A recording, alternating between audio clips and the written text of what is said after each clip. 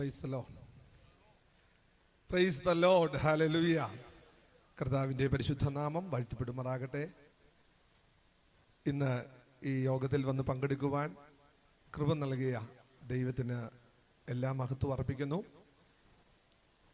ഈ മീറ്റിംഗിന് അധ്യക്ഷനായിരിക്കുന്ന ബഹുമാന്യനായ കർത്തൃദാസൻ pastor KP Jose അവറുകൾ, ഈ സെന്ററിന് ശക്തമായ ആത്മീക നേതൃത്വം നൽകുന്ന അനുഗ്രഹീതനായ സുവിശേഷ പ്രഭാഷകൻ പാസ്റ്റർ ജെയിംസ് ജോർജ് അവറുകൾ, വൈസ് പ്രസിഡന്റ് ആദരണീയനായ pastor Biju T Philip, secretary പ്രിയ പാസ്റ്റർ റോയ് ജോൺ, ജോയിന്റ് സെക്രട്ടറിയും നമ്മുടെ IPC സ്റ്റേറ്റ് കൗൺസിലിൻ്റെ അംഗവുമായിരിക്കുന്ന പ്രിയ PV പൊട്ടുപച്ചായൻ, ട്രഷറർ തോമസ് പീറ്റർ, എൻ്റെ കൂടെ ദൈവജനം അഭ്യസിച്ച കർത്താവിദാസൻ, ഈ വേദിയിലും സദസ്സിലുമുള്ള ശ്രേഷ്ഠന്മാരായ ദൈവദാസന്മാർ, അനുഗ്രഹീതമായ നിലയിൽ ഗാനങ്ങൾ ആലപിക്കുന്ന സ്പിരിച്വൽ വേവ്സ് കൊച്ചുമോൻ കുടുംബം, ഈ മീറ്റിങ്ങിൽ പങ്കെടുക്കുന്ന എല്ലാ സഹോദരി സഹോദരങ്ങൾക്കും കർത്താവായ യേശുക്രിസ്തുവിൻ്റെ നാമത്തിൽ എൻ്റെ വിനീതമായ വന്ദനം പ്രാരംഭമായിട്ട് അറിയിക്കുന്നു.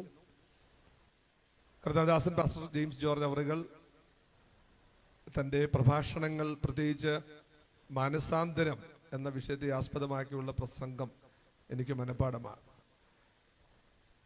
എൻ്റെ വളരെ ചെറിയ പ്രായത്തിൽ കോട്ടയത്ത് പാസ്റ്റർ PM ഫിലിപ്പ് സെൻട്രൽ പാസ്റ്ററായി ഇരിക്കുന്ന സന്ദർഭം, പാസ്റ്റർ TP വർഗീസും പാസ്റ്റർ KC ചെറിയാനും പാസ്റ്റർ MT ജോസഫ്, അങ്ങനെ തലയെടുപ്പുള്ള പ്രഗത്ഭന്മാരായ ദൈവദാസന്മാര് കോട്ടയത്ത് ശുശ്രൂഷ ചെയ്യുന്ന ഒരു സന്ദർഭത്തിൽ ഞങ്ങളുടെ സെൻറ്ററിൽ വലിയ ഗൗരവമുള്ള ഒരു പ്രശ്നമുണ്ടായി.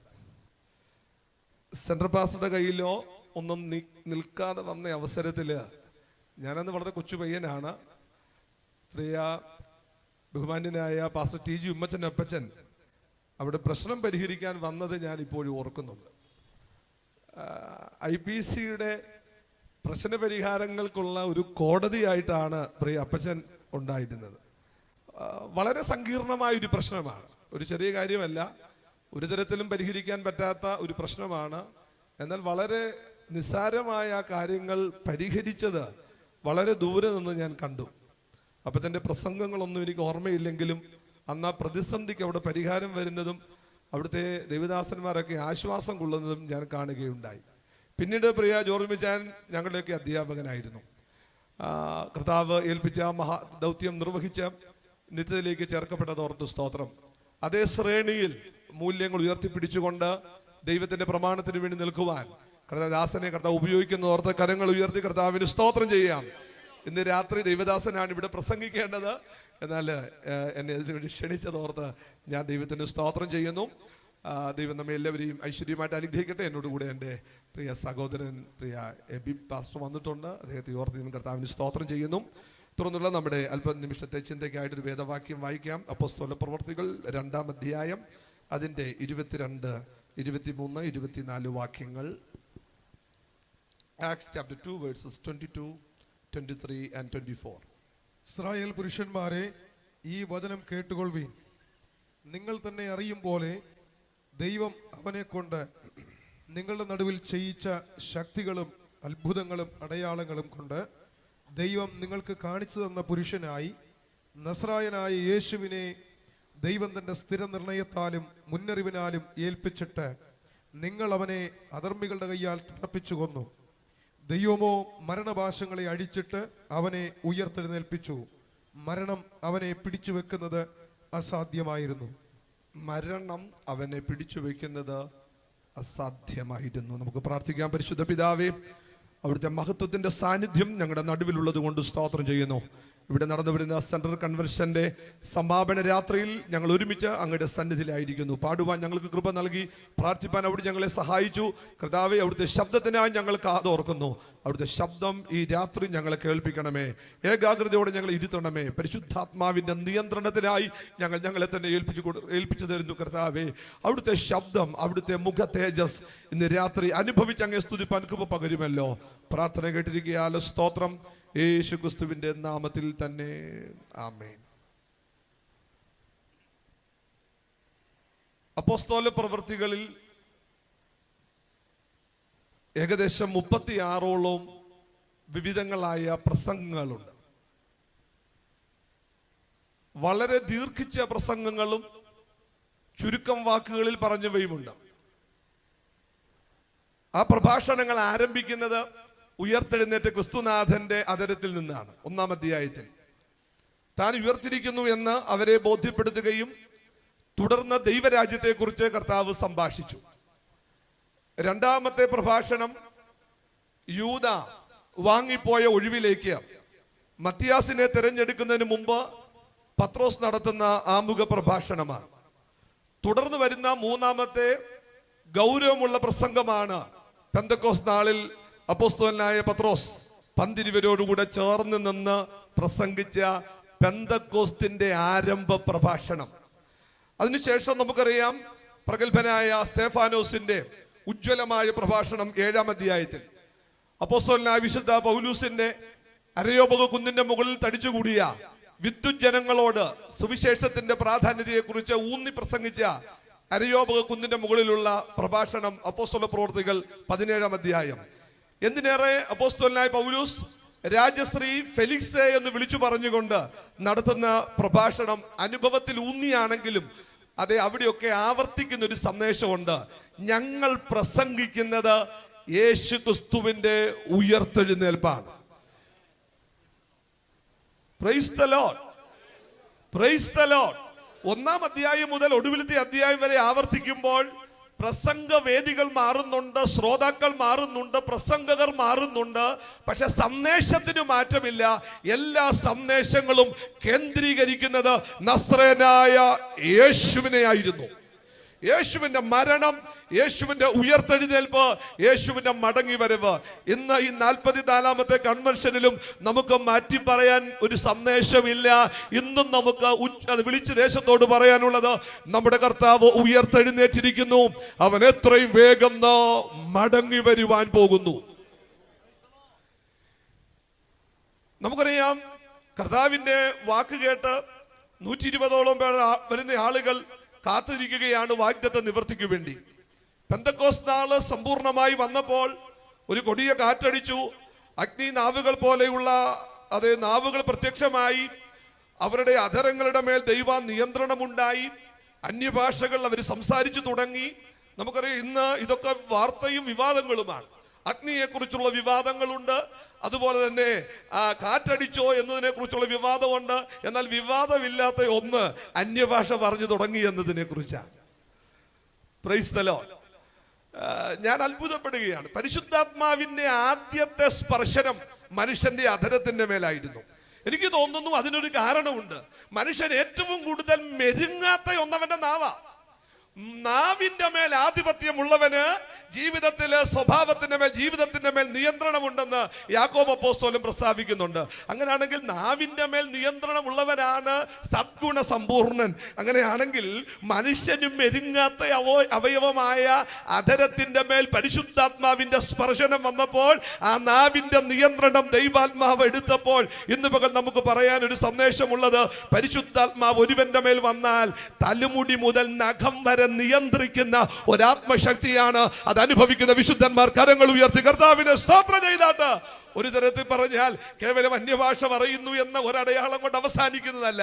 ആത്മനിയന്ത്രിതമായ ഒരു ജീവിതത്തിന്റെ തുടക്കമായിരുന്നു അന്ന് അവിടെ സംഭവിച്ചത്. അവിടെ ഓടിക്കൂടിയ ആളുകളുണ്ട്.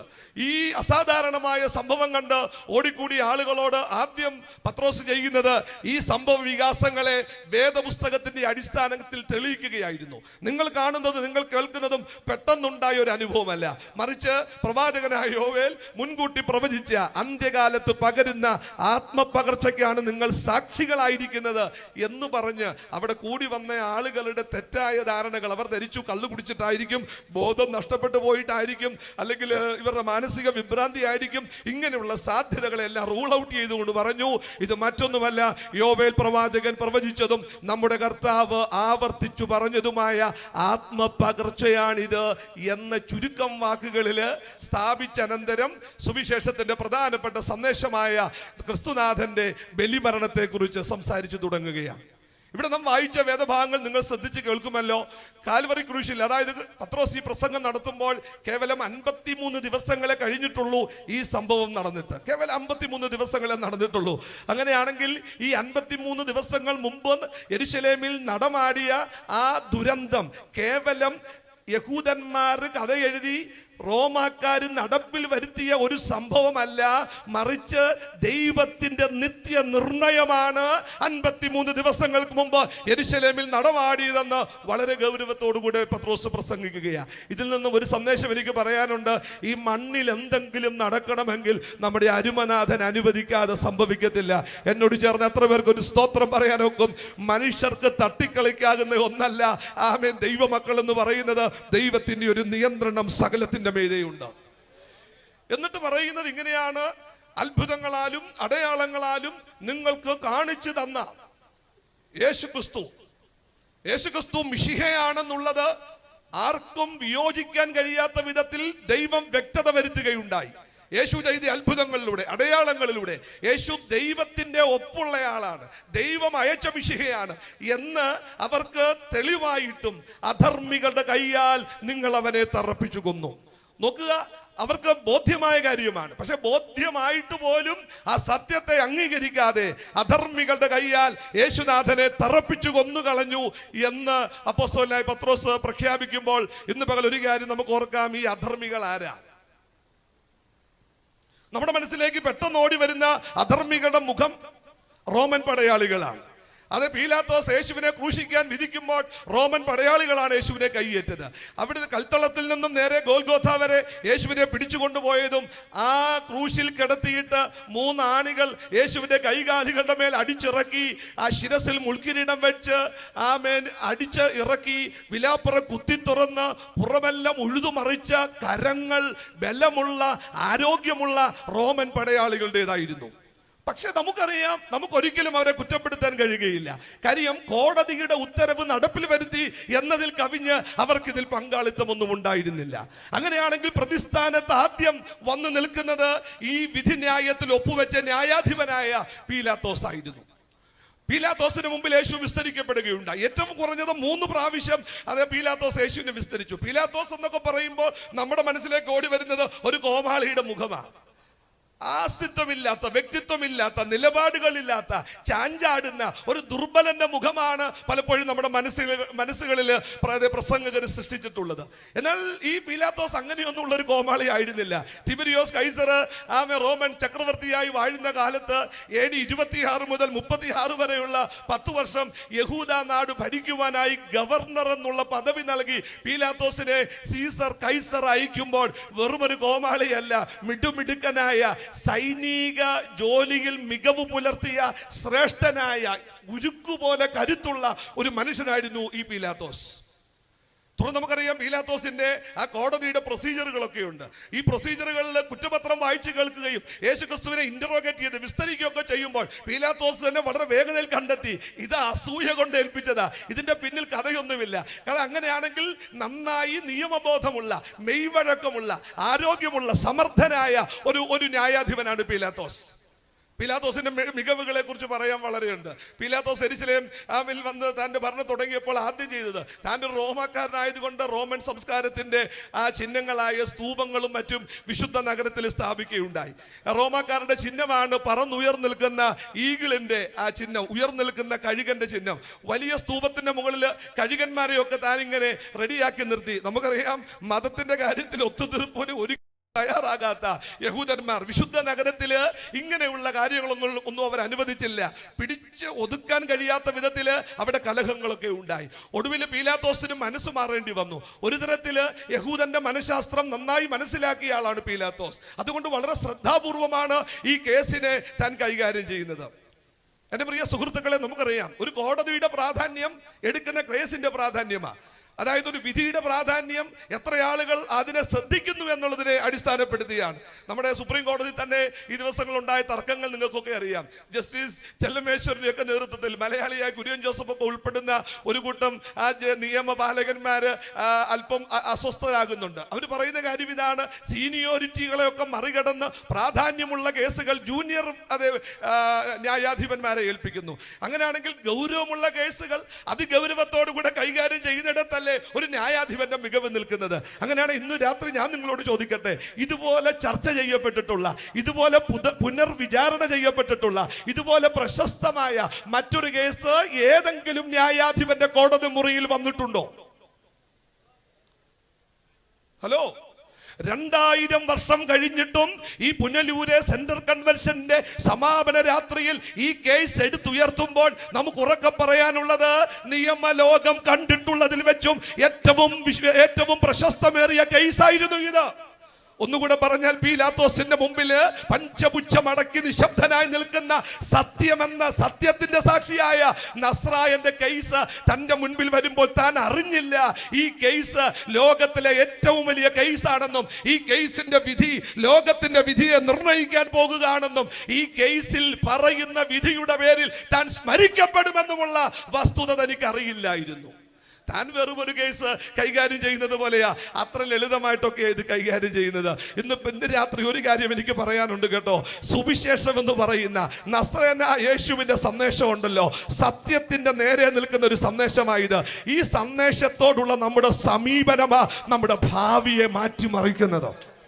എത്ര പേർക്ക് എന്നോട് ചേർന്ന് രാമയം പറയാനൊക്കും? ഇന്ന് രാത്രി പന്തലിന്റെ അകത്ത് നമ്മൾ വന്നിരുന്ന് കർത്താവിന് സ്തോത്രം ചെയ്യുമ്പോൾ പുറകോട്ട് നോക്കുമ്പോൾ ഒരു കാര്യം നമുക്ക് പറയാനുള്ളൂ: നമ്മുടെ കൺമുൻപിൽ വെളിപ്പെട്ട ക്രിസ്തുവിന്റെ സ്നേഹത്തോട് പ്രതികരിക്കാൻ ദൈവം തന്ന ഭാഗ്യത്തെ ഓർത്ത് ഇന്ന് രാത്രി കൈകൾ ഉയർത്തിപ്പിടിച്ച് കർത്താവിനൊന്ന് സ്തോത്രം ചെയ്താട്ട്.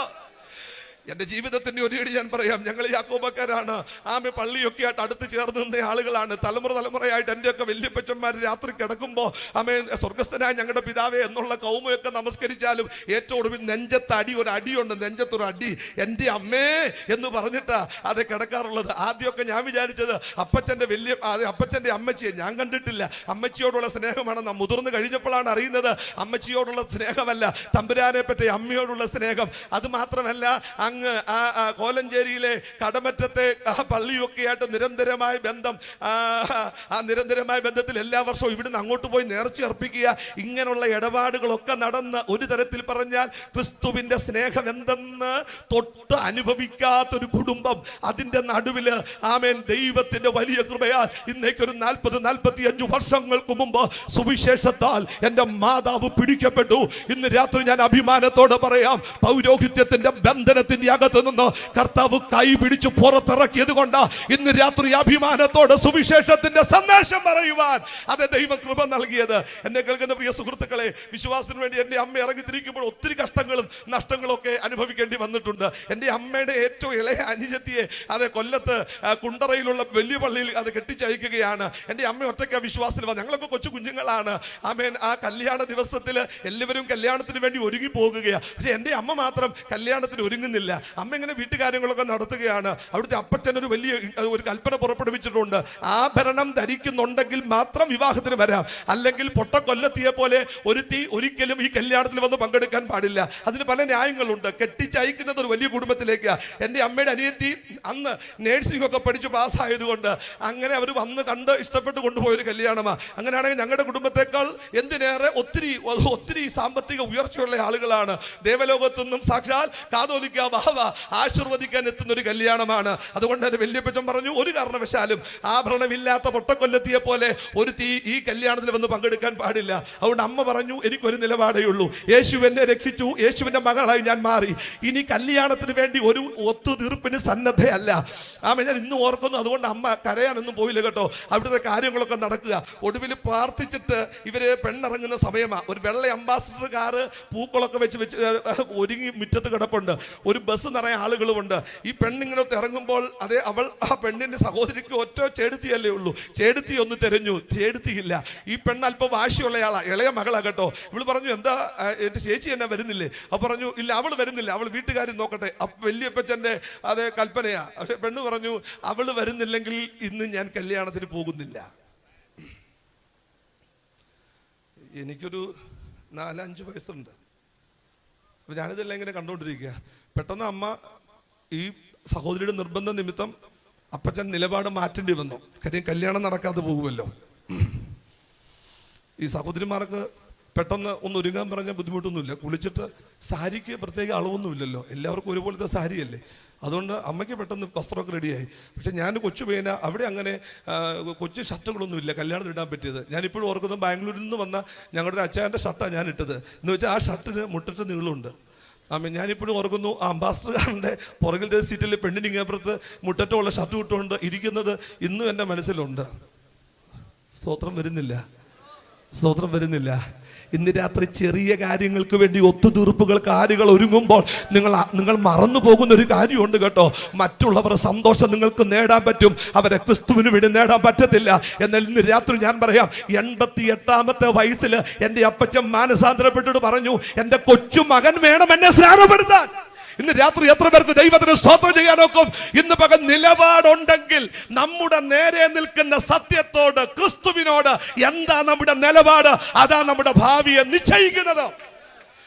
ഇന്ന് രാത്രി ഞാൻ നിങ്ങളോട് വളരെ വിനയപൂർവ്വം ചോദിക്കട്ടെ, പീലാത്തോസിന് അറിയാമായിരുന്നോ തന്റെ മുൻപിൽ നിൽക്കുന്നത് ഒടുവിൽ തന്നെ വിധിക്കാനിരിക്കുന്ന ലോകത്തിന്റെ ന്യായാധിപനായ സർവശക്തനായ ദൈവമാണെന്ന് പീലാത്തോസ് അറിഞ്ഞിരുന്നെങ്കിൽ ഇന്ന് പകൽ ആ ന്യായാധിപന്റെ മുൻപിൽ കവണ്ണു വീണ് കടന്നുകൊണ്ട് തന്റെ കേസ് അവിടെ സെറ്റിൽ ചെയ്യുമായിരുന്നു. ഇന്ന് രാത്രി അതരം തുറന്നൊന്ന് സ്തോത്രം ചെയ്തോ.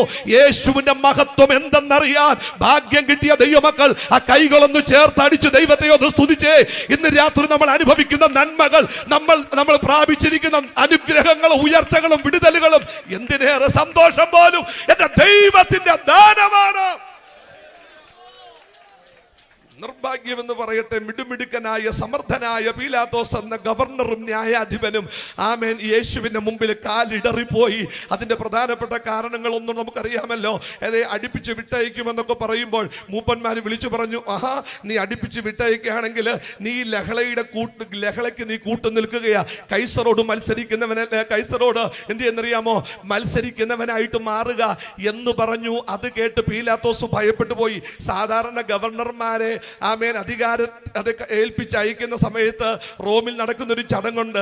ഈ ആരാണോ പുതിയ ഗവർണർ, നിയുക്ത ഗവർണറെ വേദിയിലേക്ക് വിളിച്ചു വരുത്തിയിട്ട് വളരെ സ്നേഹപൂർവ്വം ചക്രവർത്തി മോതിര വിരലിൽ സുന്ദരമായൊരു വജ്ര മോതിരം അണിയിക്കും. ആ മോതിരത്തിൽ ഇങ്ങനെ എഴുതിയിട്ടുണ്ട്, ഫ്രണ്ട് ഓഫ് സീസർ.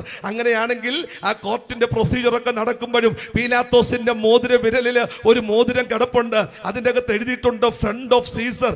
ഒന്നുകൂടെ പറഞ്ഞു കഴിഞ്ഞാൽ, സീസറുമായിട്ടുള്ള ബന്ധം ഉലയുമെന്ന ഭീഷണി മുഴക്കുമ്പോൾ തന്റെ അകത്ത് ഭയമുണ്ടായി. ഒരു കാര്യം ഞാൻ വളരെ ഗൗരവത്തോടു കൂടെ പറയാം, സിസ്ത് പാക്ക് മസിലുണ്ടെങ്കിലും എത്ര ബോധ്യങ്ങൾ ഉണ്ടെങ്കിലും ഭയം ഒരു മനുഷ്യന്റെ അകത്തു കയറിയാൽ ആ ഭയം അവനെ വഞ്ചിക്കും എന്നുള്ളതിന്റെ ഏറ്റവും വലിയ ദൃഷ്ടാന്തമാണ് പീലാത്തോസ്. Price the Lord. ഇന്ന് രാത്രി ഞാൻ നിങ്ങളോട് ചോദിക്കട്ടെ, പീലാത്തോസ് വളരെ തന്ത്രപരമായി ബുദ്ധിപരമായി അതിൽ നിന്നും ഒഴിഞ്ഞു മാറിയെങ്കിലും തനിക്ക് രക്ഷപ്പെടാൻ കഴിഞ്ഞില്ല കേട്ടോ.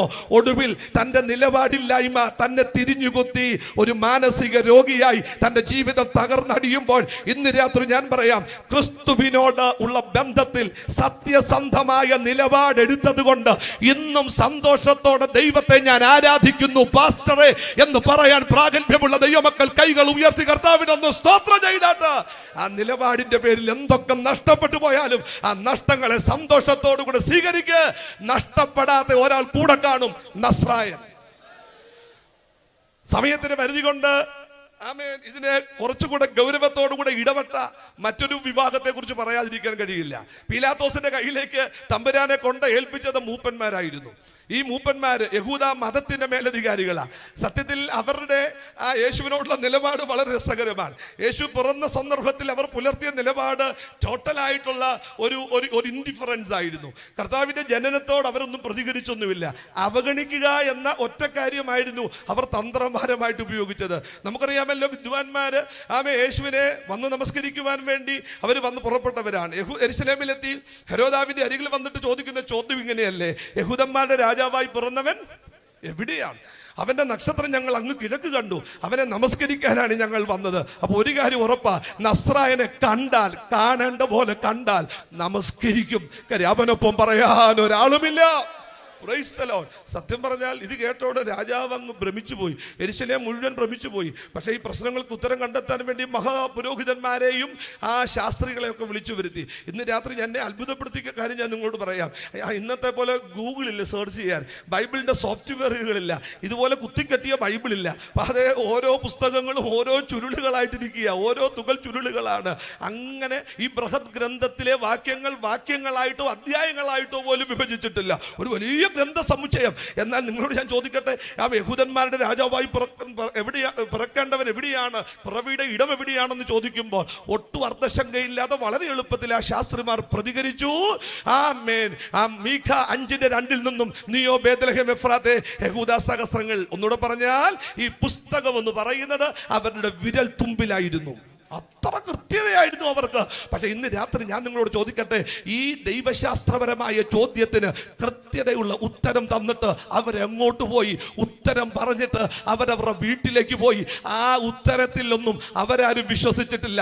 നിർഭാഗ്യത്തിൽ ഇന്ന് രാത്രി ഞാൻ ദുഃഖത്തോടെ പറയട്ടെ, പെന്തക്കോസ്തു വേദികളിലെ പ്രഭാഷണങ്ങൾ പലതും ശരിയാണെങ്കിലും പ്രഭാഷകർ ശരിയല്ലാതെ ക്രിസ്തുവുമായി വ്യക്തിപരമായ ബന്ധമില്ലാത്തവരായി താഴുമ്പോൾ ഒരു സമൂഹത്തിന്റെ അധപ്പതനം, അതിനെക്കുറിച്ച് പറയേണ്ട വാക്കുകളില്ല. ദൈവത്തിന് സ്തോത്രം. എന്നാൽ ഇന്ന് രാത്രി ഞാൻ നിങ്ങളോട് പറയാം, ഇവരുണ്ടല്ലോ, ഇവർ നക്ഷത്രം കണ്ടു, ഒടുവിൽ നക്ഷത്രം ഇവരെ യേശുവിന്റെ അരികിൽ എത്തിച്ചു. അവര് യേശുവിനെ നമസ്കരിക്കുന്നൊക്കെയുണ്ട്. ഒരു വശത്ത് ഇവർ നമസ്കരിച്ചിട്ട് പോയി, മറുവശത്ത് ഹെരോദാവ് കൊല്ലാൻ നടക്കുക. എന്നാൽ ഈ മഹാപുരോഹിതന്മാരോ ഈ മിടുക്കന്മാരാരും പൊന്നു തമ്പുരാനെ തിരഞ്ഞു പോയില്ല. അവരുടെ ആദ്യത്തെ സമീപനം എന്ന് പറഞ്ഞാൽ 100% അവഗണനയായിരുന്നു. ആരെങ്കിലും യേശുവിനെ കുറിച്ച് ചോദിക്കുമ്പോൾ പറയും, ആരായി യേശു? ജോസഫിന്റെ മകനല്ലേ? മറിയയുടെ മകനല്ലേ? നസ്രത്തിൽ പിറന്നവനല്ലേ? നസ്രത്തിൽ നിന്ന് ഏതെങ്കിലും പ്രവാചകന്മാർ വരുമെന്ന് വേദപുസ്തകത്തിൽ എവിടെയെങ്കിലും എഴുതിയിട്ടുണ്ടോ? ഒന്നുകൂടെ പറഞ്ഞു കഴിഞ്ഞാൽ പുസ്തകത്തിന്റെ അകത്തെ പ്രവചനത്തിന്റെ കാര്യത്തിൽ പോലും ഇവർ 100% അറിവുള്ളവരാണ്. Praise the Lord. അവര് പറഞ്ഞു, ബൈബിളിനകത്ത് ഒരിടത്തും അങ്ങനെ ഒരു കാര്യം ഇരിപ്പില്ല എന്ന് പറഞ്ഞ് സകല സാധ്യതകളെയും എന്ത് ചെയ്യുന്നറിയാമോ അവർ പഴുതടച്ചു കളഞ്ഞു. എന്നാൽ ഇന്ന് രാത്രി ഞാൻ പറയാം, സാധാരണക്കാരായിട്ടുള്ള ആളുകൾ എൻ്റെ യേശുവിന്റെ കൂടെ കൂടി. രോഗികൾ അക്കൂട്ടത്തിലുണ്ട്, പാപികൾ അക്കൂട്ടത്തിലുണ്ട്, ബലഹീനർ അക്കൂട്ടത്തിലുണ്ട്.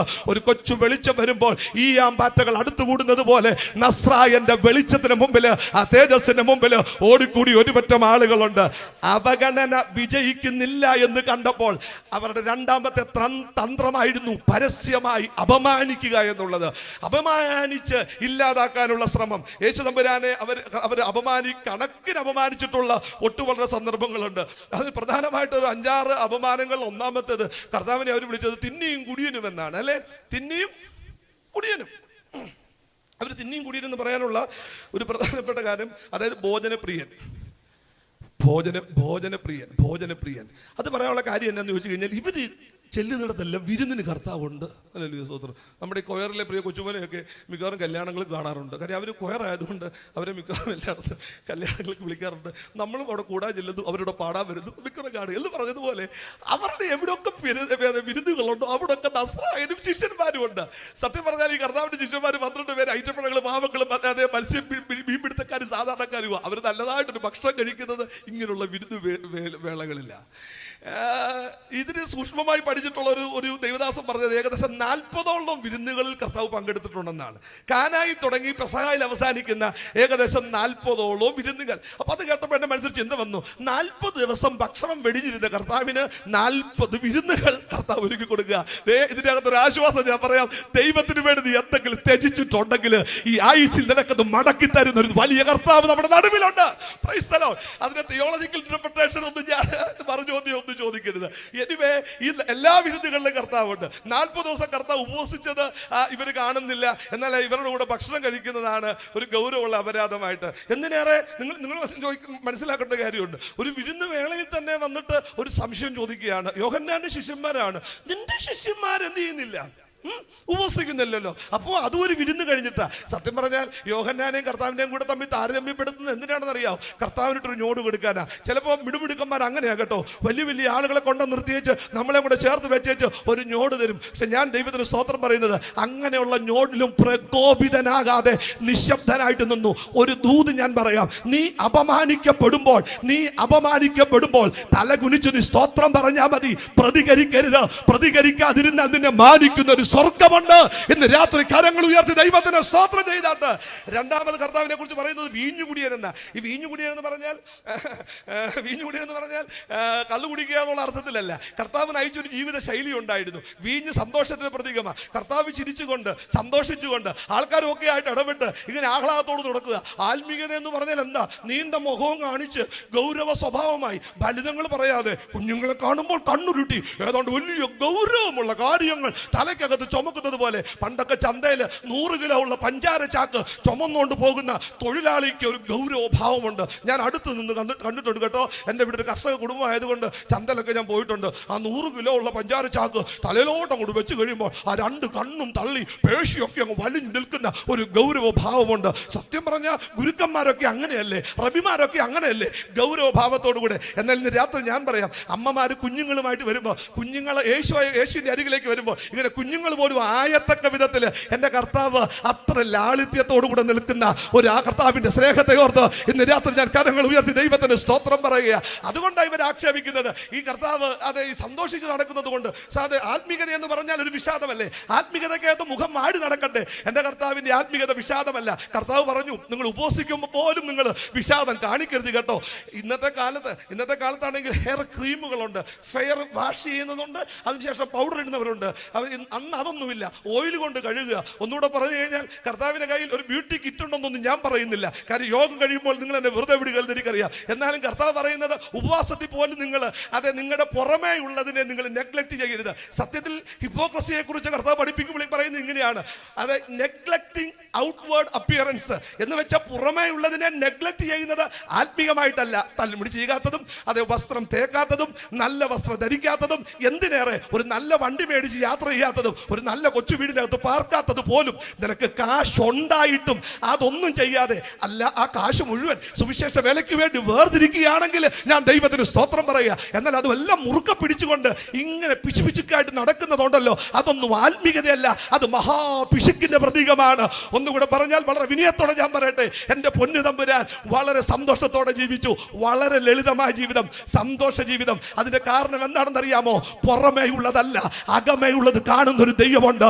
ഇന്ന് രാത്രി ഒരു ദൂത് ഞാൻ വിളിച്ചു പറയാം. അവൻ പുറമേ കരഞ്ഞുകൊണ്ട് നടക്കുന്നവനെ അല്ല, അകത്ത് കരയുന്നവനെ, അകത്തെ മുറിയിൽ കണ്ടുപിടിച്ച് അനുഗ്രഹിക്കുന്ന ഒരു ദൈവ സാന്നിധ്യം ഇന്ന് രാത്രി ഇതിനകത്ത് വ്യാപരിക്കുന്നുണ്ട്.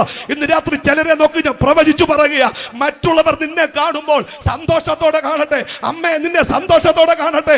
ഇന്ന് രാത്രി എന്നാൽ അകത്ത് വരുമ്പോൾ നിനക്ക് നിന്നെ തന്നെ വെളിപ്പെടുത്തി പ്രാർത്ഥിക്കാൻ.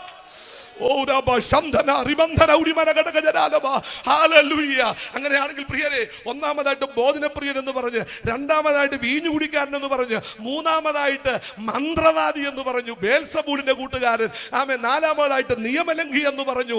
അങ്ങനെ ഓരോന്നോരോ ഏറ്റവും ഒടുവില് കർത്താവിനെ നെഞ്ചു പുലർത്തിക്കൊണ്ട് പറഞ്ഞു, ഇവനൊരു ഭ്രാന്തനാണ്. ഹലോ, ഇന്ന് രാത്രി ആമേൻ ഇങ്ങനൊക്കെ അപമാനിച്ച് താഴ്ത്തുമ്പോഴും നസ്രായന്റെ ഉള്ളിൽ ഒരു ഉൾബോധ്യമുണ്ട്, എന്നെ അറിയുന്നൊരു പിതാവുണ്ട്.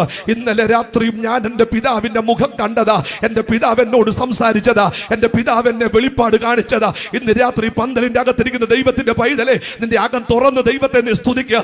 ദൈവവുമായിട്ട് നിനക്ക് ഹൃദയപരമായ ഒരു ബന്ധമുണ്ടെങ്കിൽ, അവന്റെ ശബ്ദം നീ അടുത്തു നിന്ന് കേൾക്കുന്നെങ്കിൽ, നീ അവനോട് ചേർന്ന് നടക്കുന്നെങ്കിൽ, നിന്നെ ആരപമാനിച്ചാൽ എന്താ, നിന്നെ മാനിക്കുന്ന ഒരു ദൈവമുണ്ട്. Hallelujah, hallelujah, hallelujah. Price the Lord. ആദ്യം അവഗണനയാണെങ്കിൽ, രണ്ടാമത് അപമാനമാണെങ്കിൽ, ഏറ്റവും ഒടുവിൽ അവൻ കൊല്ലാൻ തന്നെ തീരുമാനിക്കുന്നത്. അപ്പൊ അത് യോഹന്നാന്റെ സുവിശേഷം 11-ാമത്തെ അധ്യായത്തിലെ ലാസറിന്റെ ഉയർപ്പിനോടുള്ള ബന്ധത്തിലാണ്. അതെ, ലാസർ ഉയർത്തെഴുന്നേറ്റു. അതുവരെയുള്ള കാര്യങ്ങളൊക്കെ ഇവർ നിഷേധിക്കുന്നുണ്ട്. സത്യം പറഞ്ഞാൽ വില്യം ബാർക്കളെ പോലും നമ്മളൊക്കെ പഠിക്കുന്നതാണ്, നമ്മളൊക്കെ ഇന്റർപ്രറ്റ് ഉപയോഗിക്കുന്നതാണ്. ബാർക്കളെ പോലും ചില ഉയർത്തെഴുന്നേൽപ്പിനെ നിശിതമായി വിമർശിച്ചിട്ടുണ്ട്. അതായത് അന്ന് ഡോക്ടർമാരൊന്നും ഇല്ലാത്തത് കൊണ്ടും മരിച്ച ഉടനെ ഇവരടക്കുന്നൊരു രീതി ആയതുകൊണ്ട് പൾസ് നോക്കാതെ ശരിക്ക് ക്ലിനിക്കലി ഡെഡ് ആണെന്ന് പ്രഖ്യാപിക്കാതെ കൊണ്ട് കുഴിച്ചിട്ടു. അങ്ങനെയുള്ള ആളുകളെയൊക്കെ കർത്താവ് രക്ഷപ്പെടുത്തി എന്ന. അങ്ങനെയാണെങ്കിൽ യായിറോസിന്റെ മകൾ 12 വയസ്സുകാരിയെ മുറിക്കകത്ത് കയറ്റി ഉണർത്തുമ്പോൾ വേണമെങ്കിൽ വേദ പണ്ഡിതന്മാർക്ക് പറയാം, പൈതലും മയങ്ങിയിട്ടേ ഉള്ളൂ. 2 നയിലെ ആ വിധവയുടെ മകൻ, അതിനെ പിന്നെ അടക്കാൻ കൊണ്ടുപോവുക. അവിടെ എങ്ങനെയുണ്ട് ഇവരുടെ അടക്കം എന്നൊക്കെ പറഞ്ഞാൽ പെട്ടെന്ന് ഈ നമ്മുടെ മുസ്ലിം സഹോദരന്മാരുടെ പഴയ രീതി പോലെയാണ്. മരിച്ചാൽ അധികം ഒന്നും വെച്ചോണ്ടിരിക്കില്ല, ഉടനെ എന്ത് ചെയ്യും? അങ്ങനെയാണെങ്കിൽ മരിച്ച ഉടനെ വീട്ടിനകത്താ ഒന്നാമത്തെ ഉയർപ്പ്. അത് രണ്ടാമത്തെ ഉയർപ്പ് എന്ന് പറയുന്നത് മരിച്ചിട്ട് അടക്കാൻ കൊണ്ടുപോകുന്ന വഴിയിലാണ് ഉയർത്തെഴുന്നേൽപ്പ്. ആ രണ്ട് ഉയർത്തെഴുന്നേൽപ്പിനെതിരായിട്ട് എന്ത് ചെയ്യും?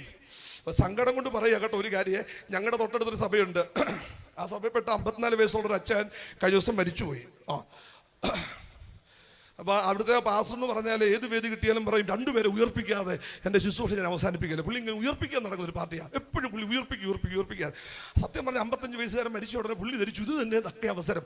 ഞങ്ങളുടെ ഭാരത ആശുപത്രിയിലാണ് ഈ മനുഷ്യൻ മരിച്ചു കിടക്കുന്നത്. 54 വയസ്സുകാരനാണ്. ഒരു തട്ടാൻ സമുദായത്തിൽ നിന്ന് വിശ്വാസത്തിലേക്ക് വന്ന ഒരു സഹോദരനാണ്. പുള്ളി മരിച്ചുപോയി. ഉടനെ ഈ മഹാനും കുറച്ച് മഹാന്മാക്കളെല്ലാം കൂടി വന്നിട്ട് ഈ മനുഷ്യനെ പ്രാർത്ഥിച്ചു, വലം ചുറ്റി പ്രാർത്ഥിച്ചിട്ട് വലഞ്ഞു പോയി കഴിഞ്ഞപ്പോൾ ഹാർട്ട് പിടിച്ച് ഞെക്കി കാല് പിടിച്ച് ചൂടുവരുത്തി കൈ ഉയർത്തി കാലുയർത്തി അവസാനം ചോര ചെവിയിലൂടെ മൂക്കിലൂടെ വരുന്നത് കണ്ടിട്ട് നാട്ടുകാർ പറഞ്ഞു ഇത്രയും നേരം ഞങ്ങൾ നോക്കി നിന്നു, ഇനി ഞങ്ങൾ എന്ത് ചെയ്യത്തില്ല, സമ്മതിക്കുകയില്ല, ഇടപെടുമെന്ന് പറഞ്ഞു. അവസാനം 10ാം ക്ലാസ്സിലെ പരീക്ഷയ്ക്ക് ഒരു വിഷയത്തിൽ പൊട്ടിപ്പോയതുപോലുള്ള സങ്കടത്തിൽ തലേ തുണി ഇട്ടുകൊണ്ട് അവരടക്കി. ഇന്ന് രാത്രി ഒരു കാര്യം എന്നിട്ട് അവർ പറയുന്ന കാര്യമുണ്ട്, യേശു എങ്ങും അടക്ക ശുശ്രൂഷയിൽ പങ്കെടുത്തിട്ടില്ല. അടക്ക ശുശ്രൂഷയിൽ പങ്കെടുത്തിരുന്നെങ്കിൽ എല്ലാവരും ഉയർത്തെഴുന്നേക്കും. എൻ്റെ പൊന്നച്ഛ, അങ്ങനെ ഒരാളായിരുന്നില്ല നസ്രായനായ യേശു. ബലഹീനനെ പോലെ കാർമേൽ കുരിശിൽ പരമയാഗമായി തീരുമ്പോൾ ഞാൻ നിങ്ങളോട് ചോദിക്കുക, സ്തെഫാനോസിനെ കല്ലെറിഞ്ഞ് കൊന്ന് ആ ഒരു ഹീനകൃത്യം നടക്കുക, സത്യം പറഞ്ഞാൽ അവിടെ ഒരു ഉയർത്തെഴുന്നേൽപ്പ് അനിവാര്യമായിരുന്നു. ഭക്തിയുള്ള പുരുഷന്മാർ വട്ടം നിന്നു. എന്നെ ജെയിംസ് പാസ്റ്ററെ, ഞാൻ ദൈവത്തിന് സ്തോത്രം പറയുക, അന്ന് നിന്നത് സാധാ വിശ്വാസികളായിരുന്നെങ്കിൽ ഇന്നത്തെ പെന്തക്കോസുകാർ പറഞ്ഞേനെ അവരുടെ വിശ്വാസ കുറവ് കൊണ്ടാണെന്ന്. എന്നാൽ അവരെല്ലാം കൂടെ ചുറ്റും നിന്ന് എന്ത് ചെയ്യുന്നറിയാമോ? അവർ അമൃത ശരീരം ഉടല് കൊണ്ടുപോയി സംസ്കരിച്ചു. ഭക്തി ഉള്ള പുരുഷന്മാർ അടക്കം ചെയ്തു. ചുമ്മാതെ തോൽക്കാനുള്ള ഒരു അടക്കമല്ല, തേജസിന്റെ ഒരു ഉയർത്തെഴുന്നേൽപ്പുണ്ട് എന്നുള്ള ഉജ്ജ്വലമായ പ്രത്യാശയ അവരെ നയിച്ചത്. ഇന്ന് പകൽ ഈ കാണുന്ന ലോകത്ത് ഇവിടെ കുറെ നാളുകൂടെ ജീവിച്ച് വലിയ വീട്, വലിയ വണ്ടി, വലിയ ബംഗ്ലാവ്, വലിയ ജീവിതമൊക്കെ നയിച്ച് മരിക്കാതെ എന്നും ജീവിച്ചിരിക്കാമെന്നുള്ള കൊതിയുള്ള ഒരുത്തനെങ്കിലും ഈ പന്തലിരിപ്പുണ്ടെങ്കിൽ ദയവായി നിങ്ങൾ ഈ സഭ വിട്ടുപോക്കോ. കാര്യം നിങ്ങൾക്ക് പറ്റിയ ഒരിടമല്ലിത്. ഇതെന്ന് പറഞ്ഞാൽ അതെ, നമുക്ക് പകരക്കാരനായി മരിച്ചടക്കപ്പെട്ട് ഉയർത്തെഴുന്നേറ്റ നസ്രായന്റെ മാർഗമായത്. ഇന്ന് രാത്രി ഞാൻ ഉച്ചത്തിൽ വിളിച്ചു പറയാം, എന്റെ കർത്താവ് മടങ്ങി വരുന്നു. മരണമില്ലാത്തൊരു ജീവിതം, ശാപമില്ലാത്തൊരു ജീവിതം ഉണ്ട് നിത്യതയില്. ആ കൈയൊന്ന് ഉയർത്തി ദൈവത്തിനൊന്ന് സ്തോത്രം ചെയ്താട്ടോ. അങ്ങനാണെങ്കിൽ യായിറോസിന്റെ മകളുടെ ഉയർപ്പും നയീനിലെ വിധവയുടെ മകന്റെ ഉയർപ്പും ചോദ്യം ചെയ്യപ്പെടാം. എന്നാൽ മരിച്ച് അടക്കപ്പെട്ട് 4 ദിവസം കഴിഞ്ഞ് കൃമി പിടിച്ച ലാസറിന്റെ കാര്യത്തിൽ ഏത് യുക്തിവാദിക്കാ ചോദ്യം ചെയ്യാൻ കഴിയുന്നത്? സത്യം പറഞ്ഞാൽ യെരുശലേമിന് കേവലം 2 നാഴിക മാത്രം അകലെയുള്ള, ഒന്നുകൂടെ പറഞ്ഞാൽ അന്നത്തെ ഇസ്രായേലിന്റെ തലസ്ഥാനമായ യെരുശലേം നഗരത്തോട് ചേർന്ന് തൊട്ട് ഉരുമിക്കിടക്കുന്ന ഈ ബഥാന്യയിൽ നടന്ന അത്ഭുതത്തെ ആർക്കും പ്രതിഷേധിക്കാനോ പ്രതിരോധിക്കാനോ കഴിഞ്ഞില്ല. ഇന്ന് രാത്രി ഒരു ദൂതി ഞാൻ വിളിച്ചു പറയുക, നിന്നോടുകൂടെ മത്സരിച്ചോടുന്ന ആളുകളുണ്ട് കേട്ടോ, മത്സരിച്ചോടുന്ന ആളുകൾ.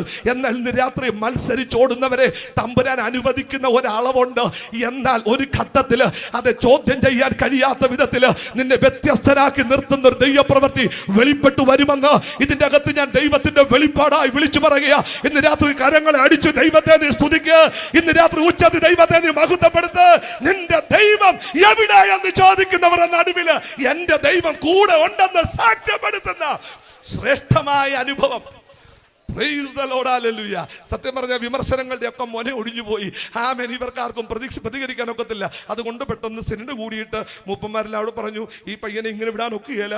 ഇവർ പറയുന്നൊരു വലിയ കാര്യം ഇതാണ്, ഇങ്ങനെയൊക്കെ പോവുകയാണെങ്കിൽ നമ്മുടെ ഇടം നമുക്ക് നഷ്ടപ്പെടും. അങ്ങനെ നമ്മുടെ ഇടം, 2 നമ്മുടെ ജനം. അപ്പൊ ജനം ആരുടേതാ? ഞങ്ങളുടെ. ഇടം ആരുടേതാ? ഞങ്ങളുടെ. ഇവരുദ്ദേശിക്കുന്ന ഇടം എന്ന് പറയുന്നത് യെരുശലേം ദേവാലയമാണ്. യെരുശലേം ദേവാലയം അവരുടെ ഇടമായിരുന്നു. എൻ്റെ കർത്താവ് പറഞ്ഞു, ഇതെന്റെ പിതാവിന്റെ ഇതെന്റെ പിതാവിന്റെ ആലയമാണ്. ഇത് ജാതികൾക്കുള്ള പ്രാർത്ഥനാ ഇടമാണ്. യെരുശലേം ദേവാലയം ഒരു മനുഷ്യന്റെയും സ്വകാര്യ സ്വത്തല്ല. അത് മുഴു ലോകത്തിനു വേണ്ടി ദൈവം നൽകിയ ഒരിടമാണെങ്കിൽ ഇന്ന് രാത്രി ആ ഇടത്തെ കൈവശം വെച്ചുകൊണ്ട് ഇവർ നിന്ന് പറയുന്നു, നമുക്ക് ഇടം നഷ്ടപ്പെടും. 2 ഈ ജനമേതാ? ദൈവത്തിന്റെ ജനമല്ലേ? ദൈവത്തിന്റെ നിക്ഷേപമല്ലേ? ദൈവത്തിന്റെ മറുവിലയല്ലേ? ഇന്ന് രാത്രി കൈകൾ ഉയർത്തിപ്പിടിച്ച് കർത്താവിന് സ്തോത്രം പറഞ്ഞാട്ട് ദൈവത്തിൻ്റെത് സ്വന്തമാക്കി വെച്ചിട്ട് ഇവർ നിൽക്കുമ്പോൾ ഇവർക്ക് മനസ്സിലായി ഇവൻ നമുക്ക് അപകടകാരിയാ. ഉടനെ അന്നത്തെ മഹാപുരോഹിതൻ കയറി പറഞ്ഞൊരു കാര്യമുണ്ട്. ആമേൻ. സകല ജനത്തിനു വേണ്ടി ഒരു മനുഷ്യൻ മരിക്കുന്നത്. ഇതിനകത്തൊരു കാര്യം ഓർത്തോണം കേട്ടോ. നിങ്ങളുടെ ലോക്കൽ സഭയിലെ പാസ്റ്റർ നിങ്ങൾക്ക് ചിലപ്പോൾ ഇഷ്ടപ്പെടുന്ന വരികയില്ല. പക്ഷേ പാസ്റ്റർക്ക് ഒരു അധികാരം ദൈവം കൊടുത്തിട്ടുണ്ട്. ശരിയാ അച്ഛാ, ഉണ്ടച്ചാ. ഈ ഹന്നാവ് എന്ന് പറയുന്ന പുള്ളിക്കാരൻ അത്ര നല്ല പാർട്ടിയൊന്നുമല്ല. പക്ഷേ ആ കമ്മിറ്റി കൂടി കഴിയുമ്പോൾ ഹന്നാവിൻ്റെ വായിൽ കൂടെ വന്ന ശബ്ദം എന്തായിരുന്നു? നിങ്ങൾക്ക് ബോധിച്ചില്ലെന്നു. അതുകൊണ്ട് പിണങ്ങിയിരിക്കുന്നവർ പറയുന്നത് അല്ലേ അച്ഛാ, അല്ലേ? അവിടെ വായിക്കുന്നുണ്ട്, ആ പുരോഹിതൻ ആ സമയത്തേക്കുള്ള മഹാപുരോഹിതനാകയാൽ അയാൾ പോലും അറിഞ്ഞില്ല പരിശുദ്ധാത്മാവ് ആ മനുഷ്യന്റെ ആദരത്തെ ഉപയോഗിക്കുക. ദൈവദാസന്മാരെ ഒന്ന് അഭിമാനത്തോടൊന്ന് സ്തോത്രം ചെയ്തേ. ഇന്ന് രാത്രി നമ്മളൊരിടത്ത് എഴുന്നേറ്റ് നിൽക്കുമ്പം നമ്മുടെ അധരത്തെ മനുഷ്യനല്ല കേട്ടോ, ഇന്ന് രാത്രി അധരത്തെ നിയന്ത്രിക്കുന്ന ഒരു ദൈവമുണ്ട്.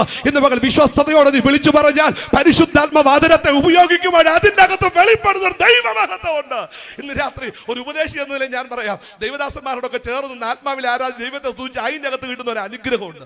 എന്നാൽ 25-30 കൊല്ലത്തെ പാസ്റ്റർ എക്സ്പീരിയൻസ് ഞാൻ പറയാം, എവിടൊക്കെ ഉടക്കി നടക്കുന്നുണ്ടോ മത്സരികൾ വരണ്ട ദേശത്ത് പാർക്കും. ആ വിഷയത്തെക്കുറിച്ച് കൂടുതൽ പറയുന്നില്ല.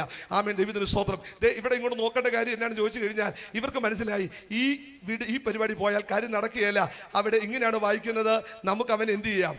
കൊന്നുകളയാം. യോഹന്നാൻ 11-ാം അധ്യായത്തിന്റെ അവസാനത്തെ വാക്യത്ത് പറയുന്നുണ്ട്, അന്ന് മുതൽ 53-ാമത്തെ വാക്യം ഇങ്ങനെയാണ്, അന്ന് മുതൽ അവർ അവനെ കൊല്ലുവാൻ ആലോചിച്ചു. ഈ അവസരത്തിലാണ് നമ്മുടെ പ്രധാനപ്പെട്ട കഥാപാത്രം യൂദ രംഗത്തോട്ട് വരുന്നത്. അവരാലോചിച്ചപ്പം അതിന് ഉത്തരവായിട്ട് ഈ പുള്ളി അങ്ങോട്ട് കയറി വരിക. ഈ കഴിഞ്ഞ ദിവസം മലയാള മനോരമയുടെ ഭാഷാപോഷിണി എന്ന് പറയുന്ന ഒരു മാസികം, നമ്മൾ പത്രം പോലും വായിക്കുകയല്ലോ, കാര്യം നമുക്ക് ആത്മീയ ഒത്തിരി ഉള്ളതുകൊണ്ട്. പിന്നെ ചിലർക്ക് സീരിയൽ കണ്ടുവെച്ച് പിന്നെ പത്രം വായിക്കാൻ നേരമില്ല. ദൈവമക്കളെ പത്രം വായിക്കണം കേട്ടോ. പത്രത്തിലൂടെയൊക്കെ ഒത്തിരി ദൈവശബ്ദം കേൾക്കാൻ കഴിയും. കാര്യം ഈ അന്ത്യകാലത്തിൻ്റെ ലക്ഷണങ്ങളും അടയാളങ്ങളൊക്കെ പത്രങ്ങളിലൂടെയാണ് നമ്മൾ വായിച്ചറിയുന്നത്. സ്തോത്രം പറഞ്ഞത് പത്രവും ബൈബിളും ഒക്കെ ഒരുപോലെയൊക്കെയാണ് പോകുന്നത്. ഭാഷാപോഷണി എന്ന് പറഞ്ഞാൽ മലയാളത്തിൻ്റെ ഭാഷയെ പോഷിപ്പിക്കാൻ വേണ്ടി മനോരമ ഇറക്കിയൊരു ഒരു മാസികയാണ്. നല്ല ഭാഷയ്ക്ക് ഭാഷാഭൂഷണിയൊക്കെ വായിക്കുന്നത് നല്ലതാണ് കേട്ടോ. എൻ്റെ ഭാഷ കൊള്ളുകയിൽ ഞാൻ കുറച്ച് നാളായിട്ട് ശ്രമിക്കുന്നുണ്ട് ഭാഷാഭൂഷണി വായിച്ച് മനസ്സിലാക്കാൻ. അപ്പോൾ ഈ പ്രാവശ്യത്തെ ഫെബ്രുവരിയുടെ ലക്കം എന്ന് പറഞ്ഞാൽ മലയാളത്തിൻ്റെ ഇഷ്ടമായ ചെറുകഥാകൃത്തായ സക്കറിയായുടെ കൂടെ ആമോസ് ഓസ് എന്ന് പറയുന്ന ഇസ്രായേലി എഴുത്തുകാരൻ്റെയും കൂടെ പടമാണ് ഈ പ്രാവശ്യത്തെ മുഖചിത്രമായിട്ട് ഇരിക്കുന്നത്. സക്കറിയായും ആമോസ് ഓസ് എന്ന് പറയുന്നത് ഒരു ഇസ്രായേലി എഴുത്തുകാരനാണ്. അദ്ദേഹം എബ്രായ ഭാഷയിലാണ് കഥകളും നോവലുകളും പുസ്തകങ്ങളൊക്കെ എഴുതുന്നത്. അത് ഇംഗ്ലീഷിലേക്കൊക്കെ തർജ്ജമ ചെയ്ത് ഈവൻ മലയാളത്തിലേക്ക് പോലും പരിഭാഷപ്പെടുത്തി അദ്ദേഹത്തിന് കൃതികളൊക്കെ ഉണ്ട്. നല്ല ആഴമുള്ള രചനകളാണ് അദ്ദേഹത്തിൻ്റെത്. അപ്പോൾ അദ്ദേഹമായിട്ട് നടത്തിയ ഇൻ്റർവ്യൂവിൽ പല ചോദ്യങ്ങൾ ചോദിച്ച കൂട്ടത്തിൽ ഈ ക്രിസ്ത്യാനികളോടുള്ള നിങ്ങളുടെ സമീപനത്തെക്കുറിച്ചൊക്കെ ചോദിച്ചു. അപ്പോൾ അദ്ദേഹം പറഞ്ഞ, എൻ്റെ ചെറിയ പ്രായത്തിൽ ഞാൻ സ്കൂളിൽ പഠിക്കുമ്പം ഇടവേളകൾ കിട്ടുമ്പോൾ ഞാൻ പുതിയ നിയമം വായിക്കുമായിരുന്നു. എൻ്റെ സ്കൂൾ ലൈബ്രറിയിൽ ഒരു പുതിയ നിയമം ഉണ്ടായിരുന്നു. പുതിയ നിയമം ഞാൻ വായിച്ച് എനിക്ക് യേശുവിനെ വളരെ ഇഷ്ടമാണ്. അദ്ദേഹത്തിൻ്റെ വാക്കുകൾ പറഞ്ഞാൽ ആമോസ് ഓസ് പറയുന്നത്, യഹൂദ രക്തത്തിൽ പിറന്നിട്ടുള്ളതിൽ വെച്ച് ഏറ്റവും ശ്രേഷ്ഠനായ ആള് നസ്രായനായ യേശുവാണ്. അദ്ദേഹത്തിന്റെ വാക്കുകൾ, അദ്ദേഹത്തിന്റെ വ്യക്തിപ്രഭാവം, അതിനെക്കുറിച്ചൊക്കെ ആമോസ് വളരെ വാചാലമായി. വീട്ടിലെ വല്യമ്മച്ചോട് ഒന്ന് ചോദിച്ചു, അമ്മച്ചി നമ്മുടെ ആളുകൾക്ക് എന്നാ ഈ ക്രിസ്ത്യാനികളോട് ഇത്ര താല്പര്യമില്ലായ്മ? ഇവര് ഇസ്രായേലികളാണെങ്കിലും ഒരു തരത്തിൽ ഒരു അല്പം ഇടതുപക്ഷ ചായ്വുള്ള ഇസ്രായേലി കുടുംബങ്ങളാ, യാഥാസ്ഥിക ഇസ്രായേലികളല്ല. ആ വല്യമ്മച്ചി പറഞ്ഞു, മോനെ വിഷമിക്കേണ്ട കാര്യമൊന്നുമില്ല, ഇനി നമ്മുടെ മിശിഹ വരുമെന്നുള്ളതാണ് നമ്മുടെയും പ്രത്യാശ, അവരുടെയും പ്രത്യാശ. അതായത് നമ്മളും കാത്തിരിക്കുന്നത് മിശിഹ വരും, അവരും കാത്തിരിക്കുന്നത് മിശിഹ വരും. ഇനി മിശിഹ വന്നേച്ച് നമ്മളെ കണ്ടിട്ട് പറയാണ്, എന്തുണ്ട് വിശേഷങ്ങൾ, നിങ്ങളെ വീണ്ടും കണ്ടതിൽ സന്തോഷം എന്ന് പറയാണ് ക്രിസ്ത്യാനികൾ. ശരി, അമ്മച്ചിയുടെ ജ്ഞാനമാണ്. അതായത് ഒന്ന് വന്നേച്ച് പോയി നമ്മൾ അറിഞ്ഞില്ല, രണ്ടാമത് വന്ന് വീണ്ടും കണ്ടതിൽ ശരി. അപ്പോൾ ആര് ശരിയായി? ക്രിസ്ത്യാനികൾ ശരിയാണ്. ഇനി അഥവാ മിശിഹ വന്നേച്ച് പറയാ, നിങ്ങളെ ഇപ്പോൾ കണ്ടതിൽ സന്തോഷം എന്ന് പറയുകയാണെങ്കിൽ അവർ തെറ്റി, നമ്മൾ ശരി.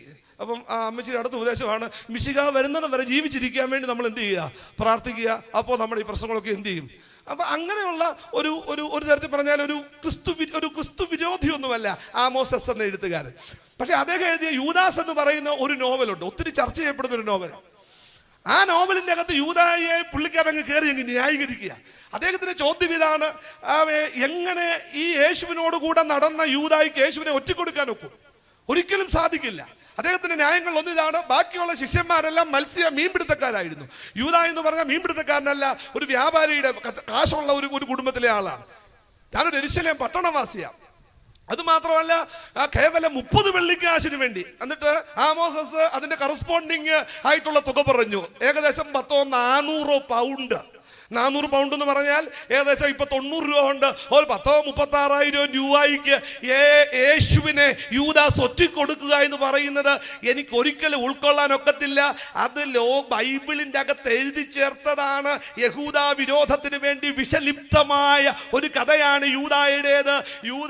ഞാൻ ബൈബിൾ എഡിറ്റ് ചെയ്തിരുന്നെങ്കിൽ യൂദായെ ഒഴിവാക്കിയേനെ എന്ന് പറഞ്ഞു. സത്യം പറഞ്ഞ മിടുക്കന്മാർ ആരെങ്കിലും ഒക്കെ ബൈബിൾ എഡിറ്റ് ചെയ്തിരുന്നെങ്കിൽ ഇതിങ്ങനെ കിട്ടത്തില്ല. അങ്ങനെ എഡിറ്റ് ചെയ്യാതെ കർത്താവ് നമ്മുടെ കൈ തന്നത് കൊണ്ട് ഒരു സ്തോത്രം ഒന്ന് പറഞ്ഞാട്ട് ആ പുറകിരിക്കുന്നവരുടെ കർത്താവിനെ ഒന്ന് മഹത്വപ്പെടുത്തിയാട്ട്. അപ്പോൾ ആമോസസ് എന്ന് പറയുന്ന വളരെ ഇന്ന് ജീവിച്ചിരിക്കുന്ന ആളുകൾ മാനിക്കുന്ന ആ പണ്ഡിതൻ പറയുന്നു, എനിക്കൊരിക്കലും അത് അംഗീകരിക്കാൻ ഒക്കില്ല. കേവലം 30 വെള്ളിക്കാശിന് ആ ഗുരുവിനെ ഒറ്റിക്കൊടുക്കുക അത്ര ദരിദ്രവാസിയാണോ എന്നൊക്കെ ചോദിക്കുക. പക്ഷെ അതിന് നമുക്ക് പറയാനുള്ള മറുചോദ്യമുണ്ട്. ഇന്നലത്തെ പത്രത്തിൽ മനോരമയിൽ വന്ന വാർത്തയാ. റോസ് മേരി എന്ന് പറയുന്ന ഒരു സ്ത്രീ, അവളുടെ പൊഞ്ചു കുഞ്ഞ് ഏതാണ്ട് 10 ചില ദിവസങ്ങൾ മാത്രം പറയായ ഒരു കൊച്ചു കുഞ്ഞ്. ആ കൊച്ചു കുഞ്ഞിനെ കടത്തിണ്ണയിൽ ഉപേക്ഷിച്ചിട്ട് ഒരു മനുഷ്യന്റെ കൂടെ ഇറങ്ങിപ്പോയി. കടത്തിണ്ണയിൽ കുഞ്ഞിനെ ഉപേക്ഷിച്ചിട്ട് ഇവൾ ഫോൺ വിളിച്ചു വീട്ടുകാരെ അറിയിച്ചു, കുഞ്ഞുമാവായെ കടത്തിണ്ണയിൽ കിടത്തിയിട്ടുണ്ട്. എന്നിട്ട് ഇവൾ മറ്റൊരുവന്റെ കൂടെ ഒളിച്ചോടിപ്പോയി. എന്നിട്ട് പട്ടണത്തിൽ തിരുവനന്തപുരത്തൂടെ നടന്ന് ഏതൊക്കെയോ ബീച്ചിലും ഒക്കെ കറങ്ങി അടിച്ച് നടന്നു. ഒടുവിൽ ഈ റോസ്മേരിയുടെ ഭർത്താവ് ഗൾഫിലാണ്, കല്യാണം കഴിച്ച് 2 കൊല്ലമേ ആയുള്ളൂ. ആ മനുഷ്യൻ പറന്ന് ഇറങ്ങി. അങ്ങനെ ഈ 2 പേരെ അന്വേഷിച്ച് പോലീസ് ഇറങ്ങി. ഇന്ന് ഈ എന്താ പറയുന്നത്, പെട്ടെന്ന് പോലീസിന് കണ്ടുപിടിക്കാനുള്ള സൗകര്യങ്ങളുള്ള സൈബർ സെല്ലൊക്കെ ഉണ്ടല്ലോ. സൈബർ സെല്ലിന്റെ ഒക്കെ സഹായത്തോടു കൂടെ അങ്ങനെ ഏതോ ഒരു കടൽ തീരത്ത് സല്ലപിക്കുന്ന ഇവർ 2 പേരെയും കൂടെ കണ്ടുപിടിച്ച ഉടനെ പോലീസിന് പെട്ടെന്ന് കൂടെ നിൽക്കുന്ന ആളെ മനസ്സിലായി. അവനാണെങ്കിൽ ഭൂലോക ചട്ടമ്പിയ. 3-4 ക്രിമിനൽ കേസുകൾ ഇവന്റെ പേരിലുണ്ട്. കൊള്ളരുതായ്മയുടെ ആൾഡൂമാണ് കൂടെ നിൽക്കുന്ന ചെറുക്കൻ. പോലീസ് സ്റ്റേഷൻ 2 പേരെയും കൊണ്ട് നിർത്തിയിട്ട് റോസ്മേരിയോട് പറഞ്ഞു, റോസ്മേരി നിന്റെ അടുത്ത് നിൽക്കുന്നത് കൊള്ളരുതായ്മയുടെ ആൾഡൂമായ ഒത്തിരി കേസുകളുള്ള ഒരു കൊള്ളരുതാത്ത മനുഷ്യനാണ്. നിന്നപ്പുറത്ത് നീ നൊന്ത് പ്രസവിച്ച കുഞ്ഞ് നിന്നെ സ്നേഹിക്കാനും സ്വീകരിക്കാനും ഏതാണ്ട് ഹോഷിയായ പോലെ സ്വീകരിക്കാൻ മനസ്സുമായിട്ട് ഭർത്താവും വീട്ടുകാരും നിൽക്കുന്നു. അങ്ങനെയാണെങ്കിൽ ഇവളോട് പറഞ്ഞു, ക്രിമിനലായ കൊള്ളരുതാത്തവനായ ഇവനെ തിരസ്കരിച്ചിട്ട് സ്വന്തം ഭർത്താവായ ഇവന്റെ കൂടെ നീ പ്രസവിച്ച കുഞ്ഞിന്റെ കൂടെ പോ. ഇവൾ പറഞ്ഞു, ഒരു കാരണവശാലും ഞാൻ എന്ത് ചെയ്യത്തില്ല, പോകത്തില്ല, എനിക്ക് ഇവൻ മതി. ഇന്ന് രാത്രി ഞാൻ പറയാം,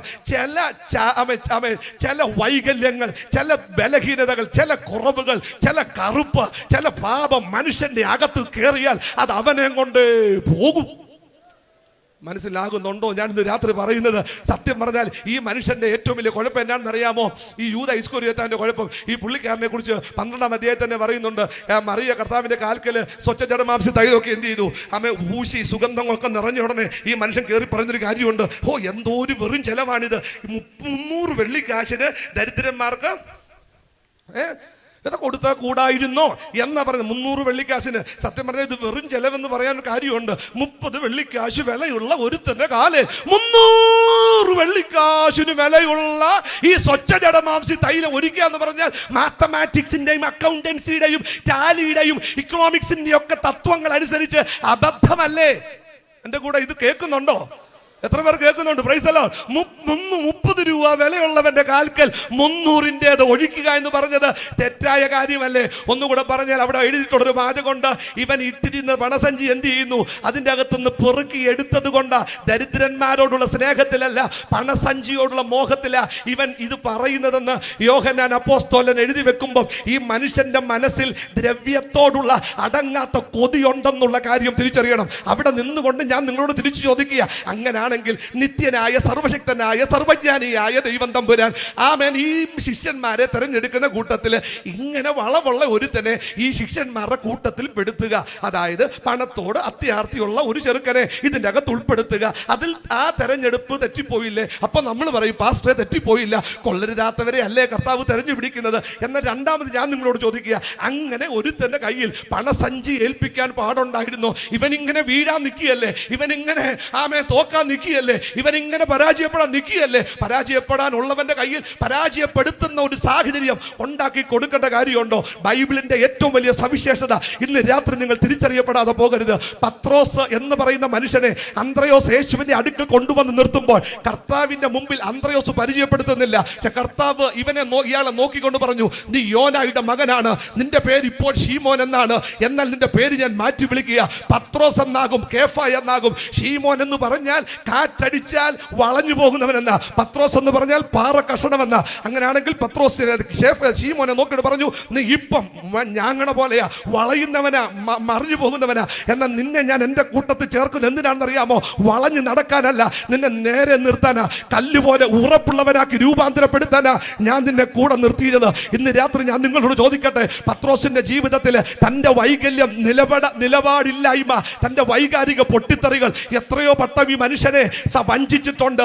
എന്തിനേറെ ഏറ്റവും ഒടുവിൽ യേശുവിനെ 3 വട്ടം തള്ളിപ്പറഞ്ഞിട്ട് ഇറങ്ങി നടന്ന പത്രോസ് ഉണ്ട്. എന്നാൽ ഒരു കാര്യം ഞാൻ ദൂതായിട്ട് വിളിച്ചു പറയാം, എത്ര മനസ്സ് തകർന്നിട്ടും എത്ര ഹൃദയം ഉടഞ്ഞിട്ടും ഈ പത്രോസ് ഉണ്ടല്ലോ, തമ്പുരാന്റെ കാലിൽ നിന്ന് പിടിവിടുന്നില്ല.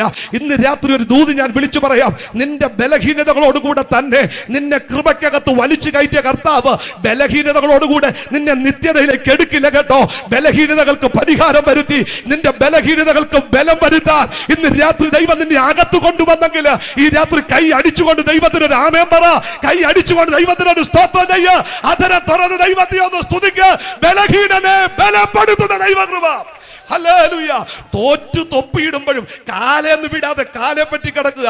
എന്നാൽ യൂദായെ കുറിച്ച് ആമേൻ വളരെ പ്രശസ്തനായ വാറൻ വീസ്ബേ, ഇന്ന് പാസ്റ്റർമാരൊക്കെ ഉപയോഗിക്കേണ്ട നല്ല കമന്ററി വീസ്ബേയുടേത്, അദ്ദേഹത്തിന്റെ ബി സീരീസ് ഒക്കെ നല്ലതാണ്. അദ്ദേഹം എഴുതിയൊരു പുസ്തകമുണ്ട്, യോഹന്നാന്റെ സുവിശേഷം 17-ാം അധ്യായത്തെ കുറിച്ചുള്ള ഒരു ധ്യാനം.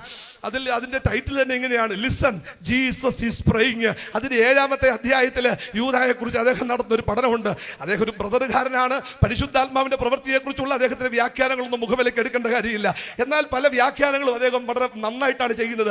അദ്ദേഹം ആ 7-ാം അധ്യായത്തിൽ ഇങ്ങനെ ഒരു പഠനം നടത്തുന്നുണ്ട്, അക്കൽദാമയെ കുറിച്ചുള്ള പഠനം. അതായത് ഈ മനുഷ്യൻ 30 വെള്ളിക്കാശ് പള്ളി കൊണ്ട് വലിച്ചെറിഞ്ഞു. മത്തായിയുടെ സുവിശേഷം 27-ാം അധ്യായത്തിൽ ഈ പള്ളി കൊണ്ട് വലിച്ചെറിഞ്ഞു കഴിഞ്ഞപ്പോൾ മഹാപുരോഹിതന്മാര് കുശവന്റെ നിലം എന്ത് ചെയ്തു? വിലയ്ക്ക് വാങ്ങി രക്തനിലമെന്ന് അതിന് പേരിട്ടു. അവിടെ പട്ടണത്തിൽ നശിച്ചു ചത്തുപോകുന്ന ആളുകളെ, പരദേശികളെ കുഴിച്ചിടാൻ വേണ്ടി പുള്ളി എന്ത് ചെയ്യുന്നത്? ഉപയോഗിക്കുന്നത് എന്നാണ്. രണ്ടാമത്തേത് അപ്പോസ്തലപ്രവൃത്തികൾ 1-ാം അധ്യായത്തിൽ എഴുതിയിട്ടുണ്ട്, അവൻ അനീതിയുടെ കൂലി കൊണ്ട് എന്ത് ചെയ്തു? ഒരു നിലം വാങ്ങി അവിടെ തൂങ്ങി ചത്തു, കെട്ടിഞ്ഞാന്ന് ചത്തു, വയറ് പൊട്ടി എന്ത് ചെയ്തു?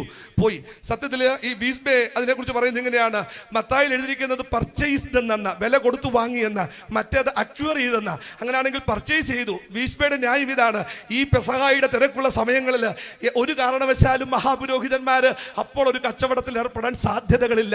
അഥവാ കച്ചവടം അഥവാ ആമേൻ ഇനി അഥവാ അങ്ങനെ കച്ചവടം നടത്തുകയാണെങ്കിൽ തന്നെ ഒരു മനുഷ്യൻ കെട്ടിഞ്ഞാന്ന് ചത്ത സ്ഥലം വില കൊടുത്തു മേടിക്കാൻ, സാധാരണ മരത്തിന്മേൽ തൂങ്ങുന്നവൻ ശപിക്കപ്പെട്ടവനാണ്, അങ്ങനെ ശപിക്കപ്പെട്ട ഒരു മണ്ണ് വിലയ്ക്ക് വാങ്ങാനായിട്ട് പറ്റുകയില്ല. അങ്ങനെയാണെങ്കിൽ ആ പണ്ഡിതന്റെ അഭിപ്രായം ഇതാണ്, ഈ രണ്ട് നിലങ്ങളാണെന്ന. ഒന്നുകൂടെ പറഞ്ഞു കഴിഞ്ഞാൽ ഈ 30 വെള്ളിക്കാശ് കൊണ്ട് ഇവർ മേടിച്ചത് ബ്ലഡ് മണി കൊണ്ട് മേടിച്ചത്, അത് ആളുകളെ കുഴിച്ചിടാൻ വേണ്ടി. എന്നാൽ അപ്പോസ്തല പ്രവൃത്തികൾ 1-ാം അധ്യായത്തിൽ കാണുന്നത് ഈ മനുഷ്യൻ കീശയെന്ന് പതുക്കെ എടുത്തുകൊണ്ടിരുന്നുണ്ടല്ലോ റിയൽ എസ്റ്റേറ്റിന്റെ അകത്ത് ഇൻവെസ്റ്റ് ചെയ്തു.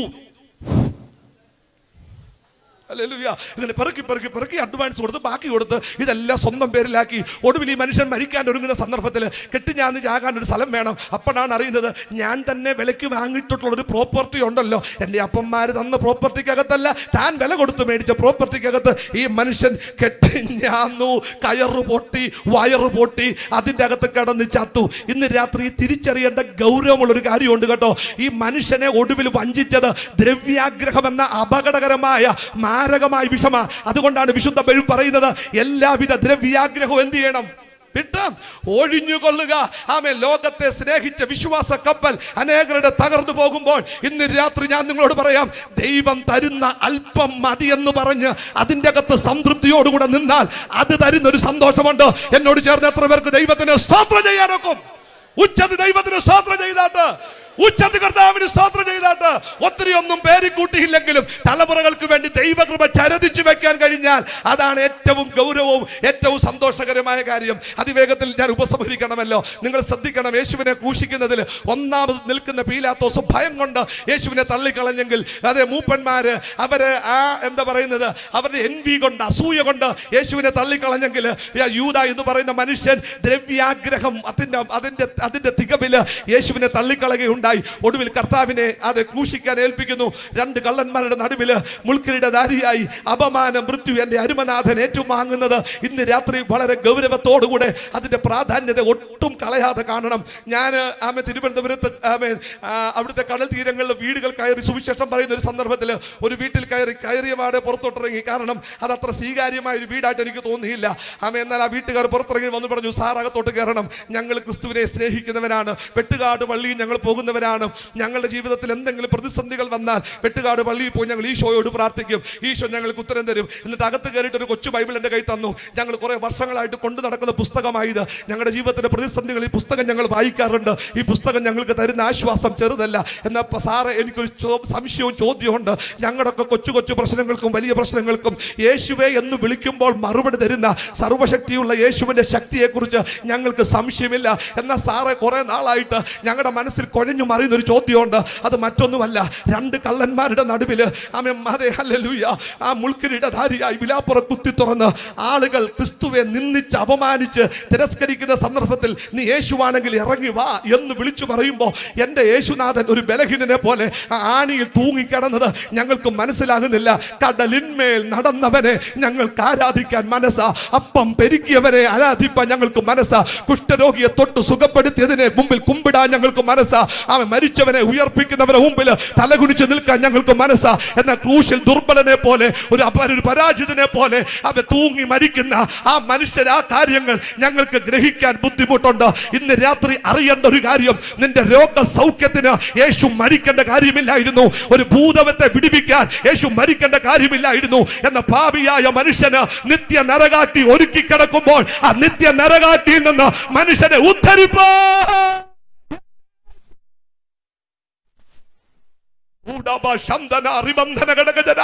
ഇന്ന് രാത്രി ഞാൻ വിളിച്ചു പറയും, സുവിശേഷത്തിന്റെ ഏറ്റവും വലിയ അതുല്യത എന്ന് പറയുന്നത് നമ്മുടെ പകരക്കാരനായി നസ്രായൻ നമുക്ക് പകരമായി കാൽവരി കുരിശിൽ ബലിമരണം അത് ഏറ്റുവാങ്ങുകയുണ്ടായി. എന്നാൽ ഇന്ന് രാത്രി ഞാൻ പറയാം, ക്രൂശിലും എന്റെ യേശു നിസ്സഹായനായിരുന്നില്ല. അവൻ അമ്പപ്പോഴും ഒരു മനുഷ്യനെ കയ്യിൽ വഹിച്ചുകൊണ്ട് തന്റെ അവസാന യാത്രയിലും ഒരുത്തന് രക്ഷയുടെ നൗക ഒരുക്കിക്കൊണ്ട് കർത്താവ് കടന്നു പോകുന്നത്. മരണം സകല മനുഷ്യർക്കും ഒരു കീഴടങ്ങലാണെങ്കിൽ നസ്രായന്റെ മരണം ഒരു കീഴടങ്ങലല്ല. പിതാവെ സകലതും സമാപിച്ചു എന്ന് പറഞ്ഞ് സ്വന്തം ആത്മാവിനെ പിതാവിന്റെ കയ്യിൽ ഭരമേൽപ്പിക്കുമ്പോൾ യേശു തോൽപ്പിക്കപ്പെടുകയായിരുന്നില്ല, യേശു മരണത്തെ തോൽപ്പിക്കുകയായിരുന്നു. ഇന്ന് രാത്രി അത് വെളിപ്പാട് കണ്ട ദൈവമക്കൾ ആ കൈയൊന്ന് ചേർത്തടിച്ച് ദൈവത്തിന് സ്തോത്രം ചെയ്താട്ട് നമ്മുടെ കർത്താവിന്റെ മരണം പോലും ഇന്ന് രാത്രി ഒരു വിജയമായിരുന്നു. ഏറ്റവും ഒടുവിൽ ആമേൻ ഹല്ലേലൂയ ആ മൃതശരീരം അഴിച്ചിറക്കി ജോസഫിന്റെ കല്ലറിൽ അടക്കം ചെയ്തു. ഇന്ന് രാത്രി ആമേൻ യഹൂദന്മാർ പറഞ്ഞു പരത്തി അവൻ കള്ളനാ, അവന്റെ ശിഷ്യന്മാർ കള്ളനാ, ആ മൃതശരീരം മോഷ്ടിച്ചു കൊണ്ടുപോയിട്ട് ഉയർത്തെഴുന്നേറ്റെന്നൊക്കെ പറയുമെന്ന് പറഞ്ഞ് ഒരു പടയാളികളെ കൂടെ നിർത്തി മുദ്ര വെച്ചു. എന്നാൽ ഇന്ന് രാത്രി നമുക്കറിയാം, മൂന്നാമത്തെ ദിവസം താഴ്മ ആഴ്ചപ്പെട്ടതിന് ഒന്നാം നാളില് മരണത്തെ ജയിച്ചെന്റെ യേശു ഉയർത്തെഴുന്നേൽക്കുകയുണ്ടായി. ഇന്ന് രാത്രി എൻ്റെ വാക്കുകൾക്ക് ഞാൻ അവസാന കുത്തിടുമ്പോൾ വളരെ വിനയപൂർവ്വം ഞാൻ പറയാം, റിസറക്ഷൻ എന്ന് പറഞ്ഞാൽ എന്താ? ഞാൻ ശ്രദ്ധിച്ച ഏറ്റവും നല്ല നിർവചനം, divine reversal of human verdict. മനുഷ്യന്റെ വിധിയെ ദൈവത്തിന്റെ കൈകൾ തിരിച്ചു പിടിക്കുന്നതിനാ ഉയർത്തെഴുന്നേൽപ്പെന്ന് പറയുന്നത്. ഇന്ന് രാത്രി എൻ്റെ വാക്കുകൾ അവസാനിപ്പിക്കുമ്പോൾ ഞാൻ വിളിച്ചു പറയാം, മനുഷ്യൻ എഴുതിയ വിധികളെ തിരിച്ചു പിടിക്കാൻ അധികാരമുള്ള ഒരു സർവശക്തൻ ഇന്ന് രാത്രി ഇതിന്റെ നടുവിൽ എഴുന്നള്ളി വന്നിട്ടുണ്ട്. എല്ലാ കണ്ണുകളും അടച്ച് എല്ലാ ധരങ്ങളും ഇന്ന് രാത്രി തുറന്ന് ദൈവത്തിന് സ്തോത്രം ചെയ്യാം. മരണത്തിന് അവനെ പിടിച്ചു വെക്കുക അസാധ്യമായിരുന്നു. ഒന്നുകൂടെ പറഞ്ഞാൽ ആമേൻ ഹല്ലേലൂയ. എന്റെ പരിശുദ്ധനെ ദ്രവത്വം തൊട്ടില്ലെന്ന് സങ്കീർത്തനക്കാരൻ പ്രവചനാത്മാവിൽ വിളിച്ചു പറയുമ്പോൾ മരിച്ച യേശുവിനെ ദ്രവിപ്പിക്കാൻ ഒരു കൃമിക്കും കഴിഞ്ഞില്ല. കാരണം ദൈവത്തിന്റെ നിയോഗം യേശുവിന്റെ മേലെ ഉണ്ടായിരുന്നു. എല്ലാ കണ്ണുകളും അടച്ചു രാത്രി നമ്മുടെ ദൈവത്തിന് സ്തോത്രം ചെയ്യാം. തിരുവായി കൊണ്ട് അരുളി ചെയ്യുന്നത്, തൃക്കൈ കൊണ്ട് നിവർത്തിക്കുന്ന സർവ്വവല്ലഭന്റെ സാന്നിധ്യം ഈ രാത്രി ഇതിന്റെ നടുവിലൂടെ ഉലാവുന്നുണ്ട്. മനുഷ്യൻ എഴുതുന്ന വിധികളെ തിരിച്ച് മാറ്റി എഴുതുന്ന ദൈവ സാന്നിധ്യം ഇന്ന് രാത്രി ഇതിന്റെ അകത്ത് വ്യാപരിക്കുന്നുണ്ട്. എല്ലാ ദൈവമക്കളും ആദരം തുറന്ന് ഹൃദയം തുറന്ന് ദൈവത്തിനൊന്ന് സ്തോത്രം ചെയ്താട്ട് ഇന്ന് രാത്രി എന്റെ യേശു ഉയർത്തെഴുന്നേറ്റവൻ ഇതിന്റെ നടുവിലൂടെ ഉലാവുന്നുണ്ട്. രോഗത്തിന്റെ ബന്ധനത്തെ അഴിക്കാൻ, ശത്രു കെട്ടിയ കെട്ടുകളെ അഴിച്ചു മാറ്റാൻ ഇന്ന് രാത്രി അധികാരമുള്ളവന്റെ സാന്നിധ്യം. എനിക്കറിയാം, ഒരു അസാധാരണമായ അഭിഷേകം ഈ പന്തലിന്റെ അകത്ത് വ്യാപരിക്കുന്നുണ്ട്. നീ അപമാനിക്കപ്പെട്ടോ, നിന്നെ മാനിക്കുന്ന ഒരു സ്വർഗമുണ്ട്. നീ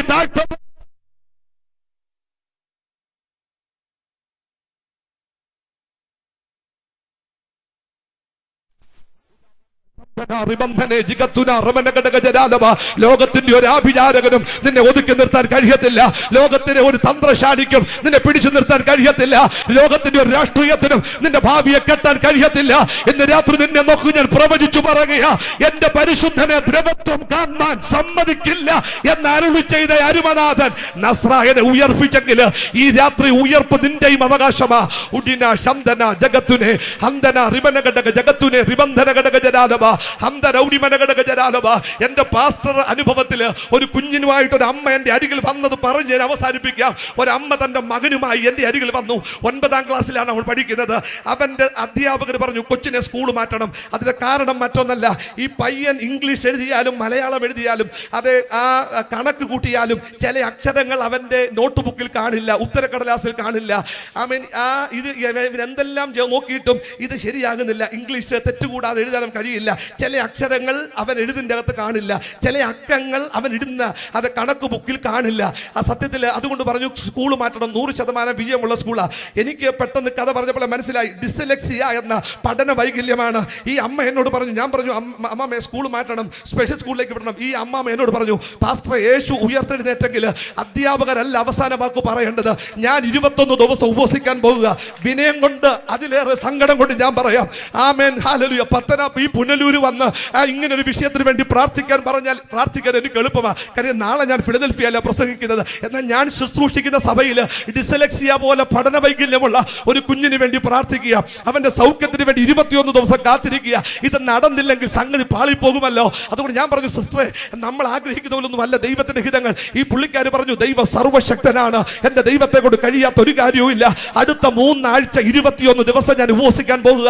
സത്യത്തിൽ ഞാൻ പറഞ്ഞു, ആ 21 ദിവസം ഉപവസിച്ച് ഞാനിവിടെ കൂടെ ഉപവസിക്കാം. സത്യത്തിൽ ആ സഹോദരിയുടെ നിർബന്ധത്തിന് മുമ്പിൽ അവളോട് ചേർന്ന് ഞങ്ങൾ പ്രാർത്ഥിച്ചു. അവസാനം 3 ദിവസങ്ങൾ പ്രാർത്ഥിച്ച പയ്യന്റെ മേൽ തലയിൽ കൈവച്ചു പ്രാർത്ഥിച്ചു. ഇന്ന് രാത്രി ഞാൻ പറയാം, അവൻ 2000 വർഷങ്ങൾക്ക് മുമ്പ് ഉയർത്തെഴുന്നേറ്റ നസ്രായൻ ഇന്നും ജീവിക്കുന്നു എന്നുള്ളതിന്റെ ദൃഷ്ടാന്തമായി 9ാം ക്ലാസ്സിൽ അവൻ 10ലേക്ക് ജയിച്ച് 10ൽ കയറുമ്പോൾ A+ അവന്റെ ഫോർട്ടിസ് കാർഡിന്റെ അകത്ത് എഴുതിയത് ദൈവ സാന്നിധ്യമാ.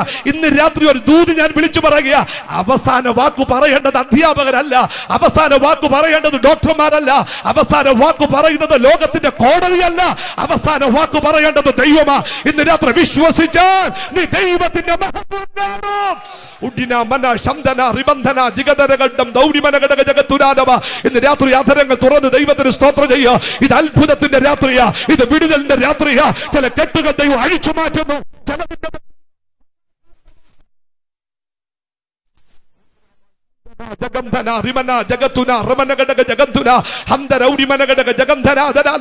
എല്ലാ കണ്ണുകളും അടച്ച് എല്ലാവർക്കും ചേർന്ന് ഇന്ന് രാത്രി ശക്തിയോടെ ദൈവത്തിന് സ്തോത്രം ചെയ്യാം, ഉച്ചത്തിൽ ദൈവത്തിന് സ്തോത്രം ചെയ്യാം. ഇന്ന് രാത്രി അത്ഭുതങ്ങളുടെ ദൈവം എന്നും നമുക്കായി പ്രവർത്തിക്കുന്ന സർവശക്തനാ. ഓ ഹല്ലേലൂയ. സാംഡി മുഖത്തിൽ എഴുതിയ ആരാധിപ്പാൻ നമുക്ക് കാരണമുണ്ട്, കൈകൊട്ടി പാടാൻ ഏറെ കാരണമുണ്ട്. എന്റെ കാലുകൾ ഏറെക്കുറെ വഴുതിപ്പോയി, അവൻ ഒരിക്കലും ഉയരില്ലെന്ന് ശത്രു പറഞ്ഞു. എന്നാൽ എന്റെ നിലവുകൾ മാറ്റി എഴുതിയൊരു ദൈവം. ഇന്ന് രാത്രി നമുക്കൊന്ന് എഴുന്നേറ്റ് നിൽക്കാം. ഇന്ന് രാത്രി ഇത് പോകാനുള്ള സമയമല്ല, ഇത് വിടുതൽ ഏറ്റെടുക്കുന്ന സമയമാ. കൊയറ പാട്ട് ചേർന്ന് പാടുമ്പോൾ കൈ അടിച്ച് ആത്മാവി നമുക്ക് ഒരുമിച്ച് പ്രാർത്ഥിക്കാം. ഇതിന്റെ അകത്ത് ചില വിടുതലുകൾ, വിദൂരതകൾ, ചില അത്ഭുതങ്ങൾ വിദേശ രാജ്യങ്ങളിൽ ഈ ലൈവ് സ്ട്രീമിങ്ങിലൂടെ കാണുന്ന നിന്റെ വീട്ടിന്റെ അകത്ത് അത്ഭുതം ചെയ്യാൻ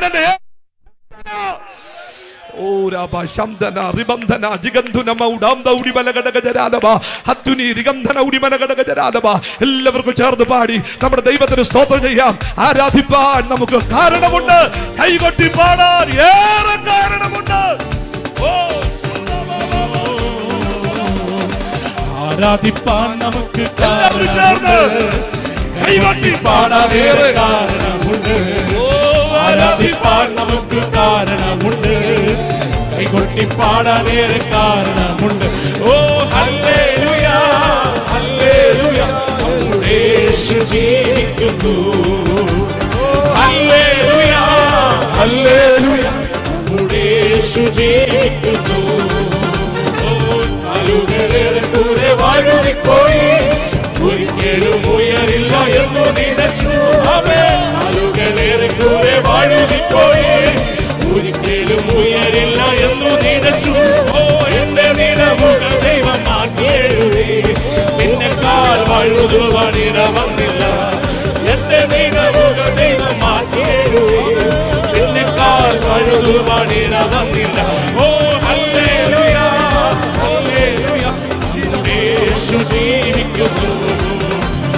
ഹല്ലേലൂയ ഹല്ലേലൂയ നമ്മുടെ യേശു ജീവിക്കുന്നു ഉന്നത വിളിയാൽ വിളിച്ചുയർന്നേ ലഭിച്ചതോട് നിനച്ചതല്ല ഹല്ലേലൂയ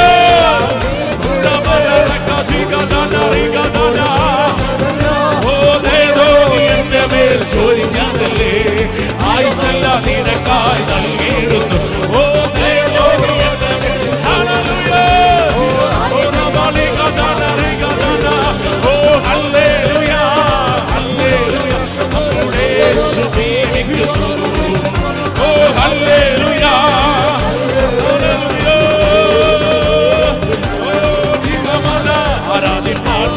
കാരണമുണ്ട് പാടാനേറെ കാരണമുണ്ട് ആരാധിപ്പാൻ നമുക്ക് കാരണമുണ്ട് കൈകൊട്ടി പാടാൻ ഹല്ലേലൂയ ഹല്ലേലൂയ ഹല്ലേലൂയ നമ്മുടെ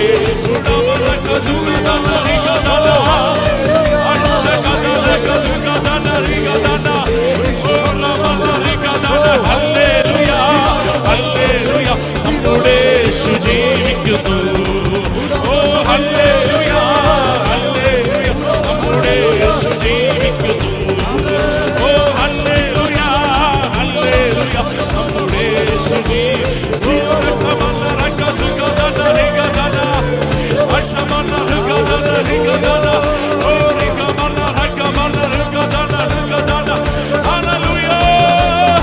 യേശു ജീവിക്കുന്നു ഹല്ലേലൂയ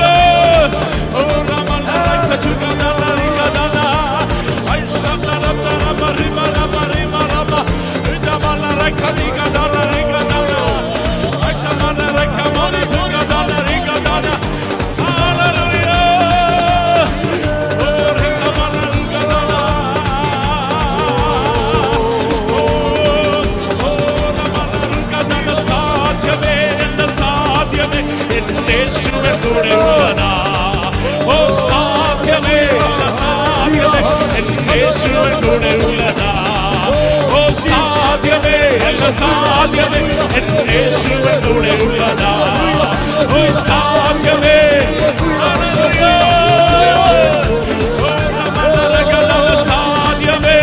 സാധ്യമേ യേശുവിലൂടെ ഉള്ളതാ ഓ സാധ്യമേ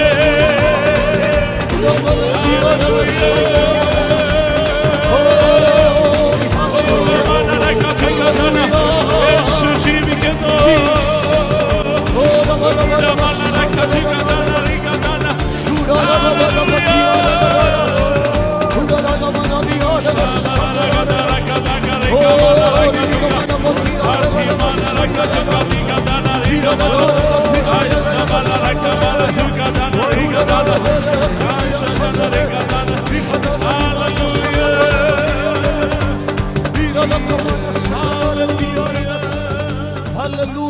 ഹല്ലേലൂയ ഹല്ലേലൂയ ഹല്ലേലൂയ നമുക്ക് വീണ്ടും പ്രാർത്ഥിക്കാം. ഇന്ന് രാത്രി കേൾക്കപ്പെട്ട ദൈവത്തിന്റെ ആലോചന മുമ്പിൽ അല്പനിമിഷം നമ്മെ സമർപ്പണത്തോട് ഏൽപ്പിച്ചു കൊടുക്കുക. ഹല്ലേലൂയ. ദൈവപുത്രനായ ക്രിസ്തുവിനെ കുറിച്ച് പിതാവായ ദൈവത്തിന് ഒരു സ്ഥിര നിർണയമുണ്ടായിരുന്നു, ഒരു മുന്നറിവുണ്ടായിരുന്നു. അവനെ അധർമ്മയുടെ കയ്യിൽ ഏൽപ്പിച്ചു കൊടുത്തവന് അവരെ കുറിച്ച് ഒരു വലിയ നിർണയമുണ്ടായിരുന്നു. ആ നിർണയം സ്ഥിര നിർണയമായിരുന്നു. ഇന്ന് രാത്രിയിൽ ദൈവസ്ഥലായിരിക്കുന്ന ദൈവത്തിന്റെ ജനമേ, ജീവിതത്തിൽ തള്ളിക്കളയുന്നവരുണ്ട്, നിന്ദിക്കുന്നവരായവരുണ്ട്. ശരിയായ വിധിയല്ല പലപ്പോഴും നമ്മുടെ മുമ്പിൽ ഉണ്ടായി പോകുന്നത്. എന്നാൽ ഒരു കാര്യം മനസ്സിലാക്കുക, ദൈവീയ നിർണയത്തെ മാറ്റുവാൻ ഇവിടുത്തെ ഒരു ശക്തിക്ക് കഴിയയില്ല. ദൈവ നിർണയം ഹല്ലേലൂയ ദൈവപുത്രൻ നിവർത്തീകരിക്കപ്പെട്ടത് ഇന്ന് രാത്രി നമുക്ക് കേൾക്കുവാനിടയായല്ലോ. അവരെ കുറിച്ച് നിർണയമുള്ളവൻ മരണഭാഷകളെ അഴിക്കുവാനിടയായി. മരണത്തിന് അവനെ പിടിച്ചു വെക്കുവാൻ കഴിയാത്ത നിലയിൽ അവന്റെ പ്രവൃത്തി അവരിൽ വെളിപ്പെടുത്തി അവരെ ശക്തിയോട് ഉയർപ്പോട് വെളിയിൽ കൊണ്ടുവന്നവൻ ഇന്ന് രാത്രി നമ്മോട് കൂടെയുണ്ട്. അവൻ അസാധ്യമായ ഒന്നുമില്ല. ആ ദൈവത്തിന്റെ പ്രവൃത്തിക്കായി നമ്മെ വീണ്ടും ആഴമായി സമർപ്പിക്കുക. പ്രാർത്ഥനയോടുകൂടി നമുക്ക് മടങ്ങി പോകാം. കർത്താവിന്റെ മടങ്ങി വരവ് താമസമെങ്കിൽ നാളെ രാവിലെ സമയം നടക്കുന്ന നടക്കുന്ന വിശുദ്ധ ആരാധനയ്ക്കായി വലിയ ഒരുക്കത്തോട്, പ്രാർത്ഥനയോട്, സമർപ്പണത്തോട് നമുക്ക് മടങ്ങി വരാം. മടക്കിയ യാത്രയിലും ദൈവത്തിന്റെ കൃപയും സാന്നിധ്യം നമ്മോട് കൂടെ ഇരിക്കട്ടെ. ഇപ്പോൾ പ്രാർത്ഥനയോട്, ആശീർവാദത്തോടു കൂടെ നമുക്ക് മടങ്ങി പോകാം. ബഹുമാനായ ദൈവദാസൻ പാസ്റ്റർ ജെയിംസ് ജോർജ് അവരുകൾ പ്രാർത്ഥനയോടും ആശീർവാദത്തോടും കൂടെ നമ്മെ പറഞ്ഞയക്കും. ഹല്ലേലൂയ. സ്വർഗസ്ഥനായ പ്രിയ പിതാവേ, ഇന്ന് രാത്രി അടിയങ്ങൾക്ക് നൽകിയ അനുഗ്രഹിക്കപ്പെട്ട കൂട്ടായ്മയ്ക്കായി സ്തോത്രം. അങ്ങയുടെ ആലോചന സഭയിൽ ഞങ്ങളെ ഇരുത്തിയതിനാൽ സ്തോത്രം. ദൈവശബ്ദം ഞങ്ങളെ കേൾപ്പിച്ചതിനാൽ സ്തോത്രം. മാനുഷിക ഘടകങ്ങൾ പലപ്പോഴും ഞങ്ങളെ പിന്തിരിപ്പിക്കുമ്പോൾ, പരിഹസിക്കുമ്പോൾ, തുച്ഛീകരിക്കുമ്പോൾ, ഒറ്റപ്പെടുത്തുമ്പോൾ, ഹല്ലേലൂയ, അവഗണിക്കുമ്പോൾ, ഹല്ലേലൂയ, ഓ എന്റെ കർത്താവേ, മരണപാശങ്ങൾക്ക് ബന്ധിക്കുവാൻ കഴിയാത്ത, മരണത്തിന് പിടിച്ചു വെക്കുവാൻ കഴിയാത്ത ആ പുനരുത്ഥാനത്തിന്റെ ശക്തിയാൽ, ഹല്ലേലൂയ, ഏതോ പ്രതികൂലത്തെയും അതിജീവിക്കുവാൻ കഴിയുമെന്ന് ഇന്ന് രാത്രി ഞങ്ങളെ കൽപ്പിച്ചല്ലോ കർത്താവേ. ഹല്ലേലൂയ. അത് രോഗബന്ധനമായിക്കൊള്ളട്ടെ, ഏതു വിധത്തിലുള്ള പോരായിക്കൊള്ളട്ടെ, ഹല്ലേലൂയ, അത് തലമുറകൾക്കെതിരെ ആയിക്കൊള്ളട്ടെ, സഭകൾക്കെതിരെ ആയിക്കൊള്ളട്ടെ, നിന്റെ വേലക്കെതിരെ ആയിക്കൊള്ളട്ടെ, നിന്റെ ദാസന്മാർക്കെതിരെ ആയിക്കൊള്ളട്ടെ, ഏത് ശക്തിയെയും അതിജീവിക്കുന്ന, ഹല്ലേലൂയ, ആ പുനരുത്ഥാനത്തിന്റെ ശക്തി, ദൈവപുത്രനെ മരിച്ചവരിൽ നിന്ന് ഉയർത്തെഴുന്നേൽപ്പിച്ച ആ ശക്തി, ഹല്ലേലൂയ, ഞങ്ങളിൽ അങ്ങ് വ്യാപരിപ്പിക്കുന്നതിനാൽ സ്തോത്രം.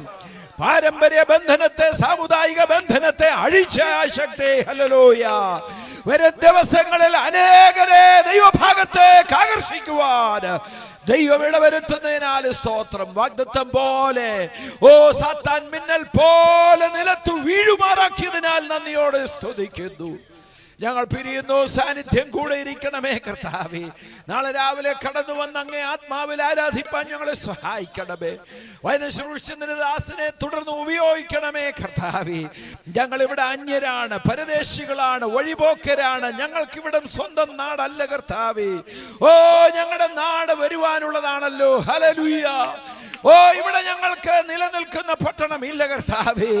ദൈവമേ, ആ കർത്താവ് ഒരുക്കിയതിനായി കാത്തുകൊണ്ട് ഓരോ ദിവസവും അന്യനെന്ന പരദേശി എന്ന് സ്വയം എണ്ണിക്കൊണ്ട് മുന്നേറുവാൻ ഞങ്ങളെ സഹായിക്കണമേ എന്ന് പ്രാർത്ഥിക്കുന്നു.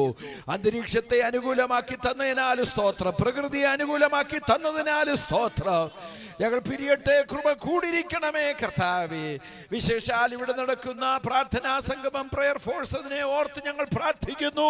വിശുദ്ധന്മാരുടെ കൂട്ടായ്മ, ഹല്ലേലൂയ, ദൈവസന്നിധിയിൽ ചിലവഴിക്കുന്ന സമയം എല്ലാം കർത്താവേ, പ്രിയ ഭവനത്തിന്, തലമുറയ്ക്ക്, ഇവിടെ വരുന്ന വിശുദ്ധന്മാർക്ക്, എല്ലാ സമൂഹത്തിലും പെട്ട ദൈവമക്കൾക്ക് അനുഗ്രഹമാക്കി അങ്ങ് തീർക്കണമെന്ന് പ്രാർത്ഥിക്കുന്നു. അങ്ങനെ സംഭവിക്കുന്നതിനാൽ സ്തോത്രം, സ്തോത്രം, സ്തോത്രം, സ്തോത്രം. അങ്ങനെ ദാസനെ ഒരു പ്രാവശ്യം കൂടെ തൃക്കരങ്ങളിൽ സമർപ്പിച്ച് പ്രാർത്ഥിക്കുന്നു. ശക്തിയോട് ഉപയോഗിക്കണമേ കർത്താവേ. യേശു ക്രിസ്തുവിൻ നാമത്തിൽ അപേക്ഷിക്കുന്നു പിതാവേ, കേൾക്കണമേ. പിതാവായ ദൈവത്തിന്റെ സ്നേഹവും കർത്താവായ യേശു ക്രിസ്തുവിന്റെ കൃപയും പരിശുദ്ധാത്മാവിന്റെ നിരന്തരമായ കൂട്ടായ്മ, സഹവാസം നാം അവരോടും ദേശത്തോടും കൂടെ എന്നേക്കും ഉണ്ടായിരിക്കുമാറാകട്ടെ. യേശു ക്രിസ്തു മൂലം ഇന്ന് രാത്രിയും ജയം നൽകിയ ദൈവത്തിന് സ്തോത്രം. Hallelujah, hallelujah, hallelujah. ബോലോ യേശു മസീഹ് കി, ബോലോ യേശു മസീഹ് കി, ജൽദി ആനെ വാല യേശു മസീഹ് കി. ദൈവം എല്ലാവരെയും അനുഗ്രഹിക്കട്ടെ. സമാധാനത്തോടെ പോകാം.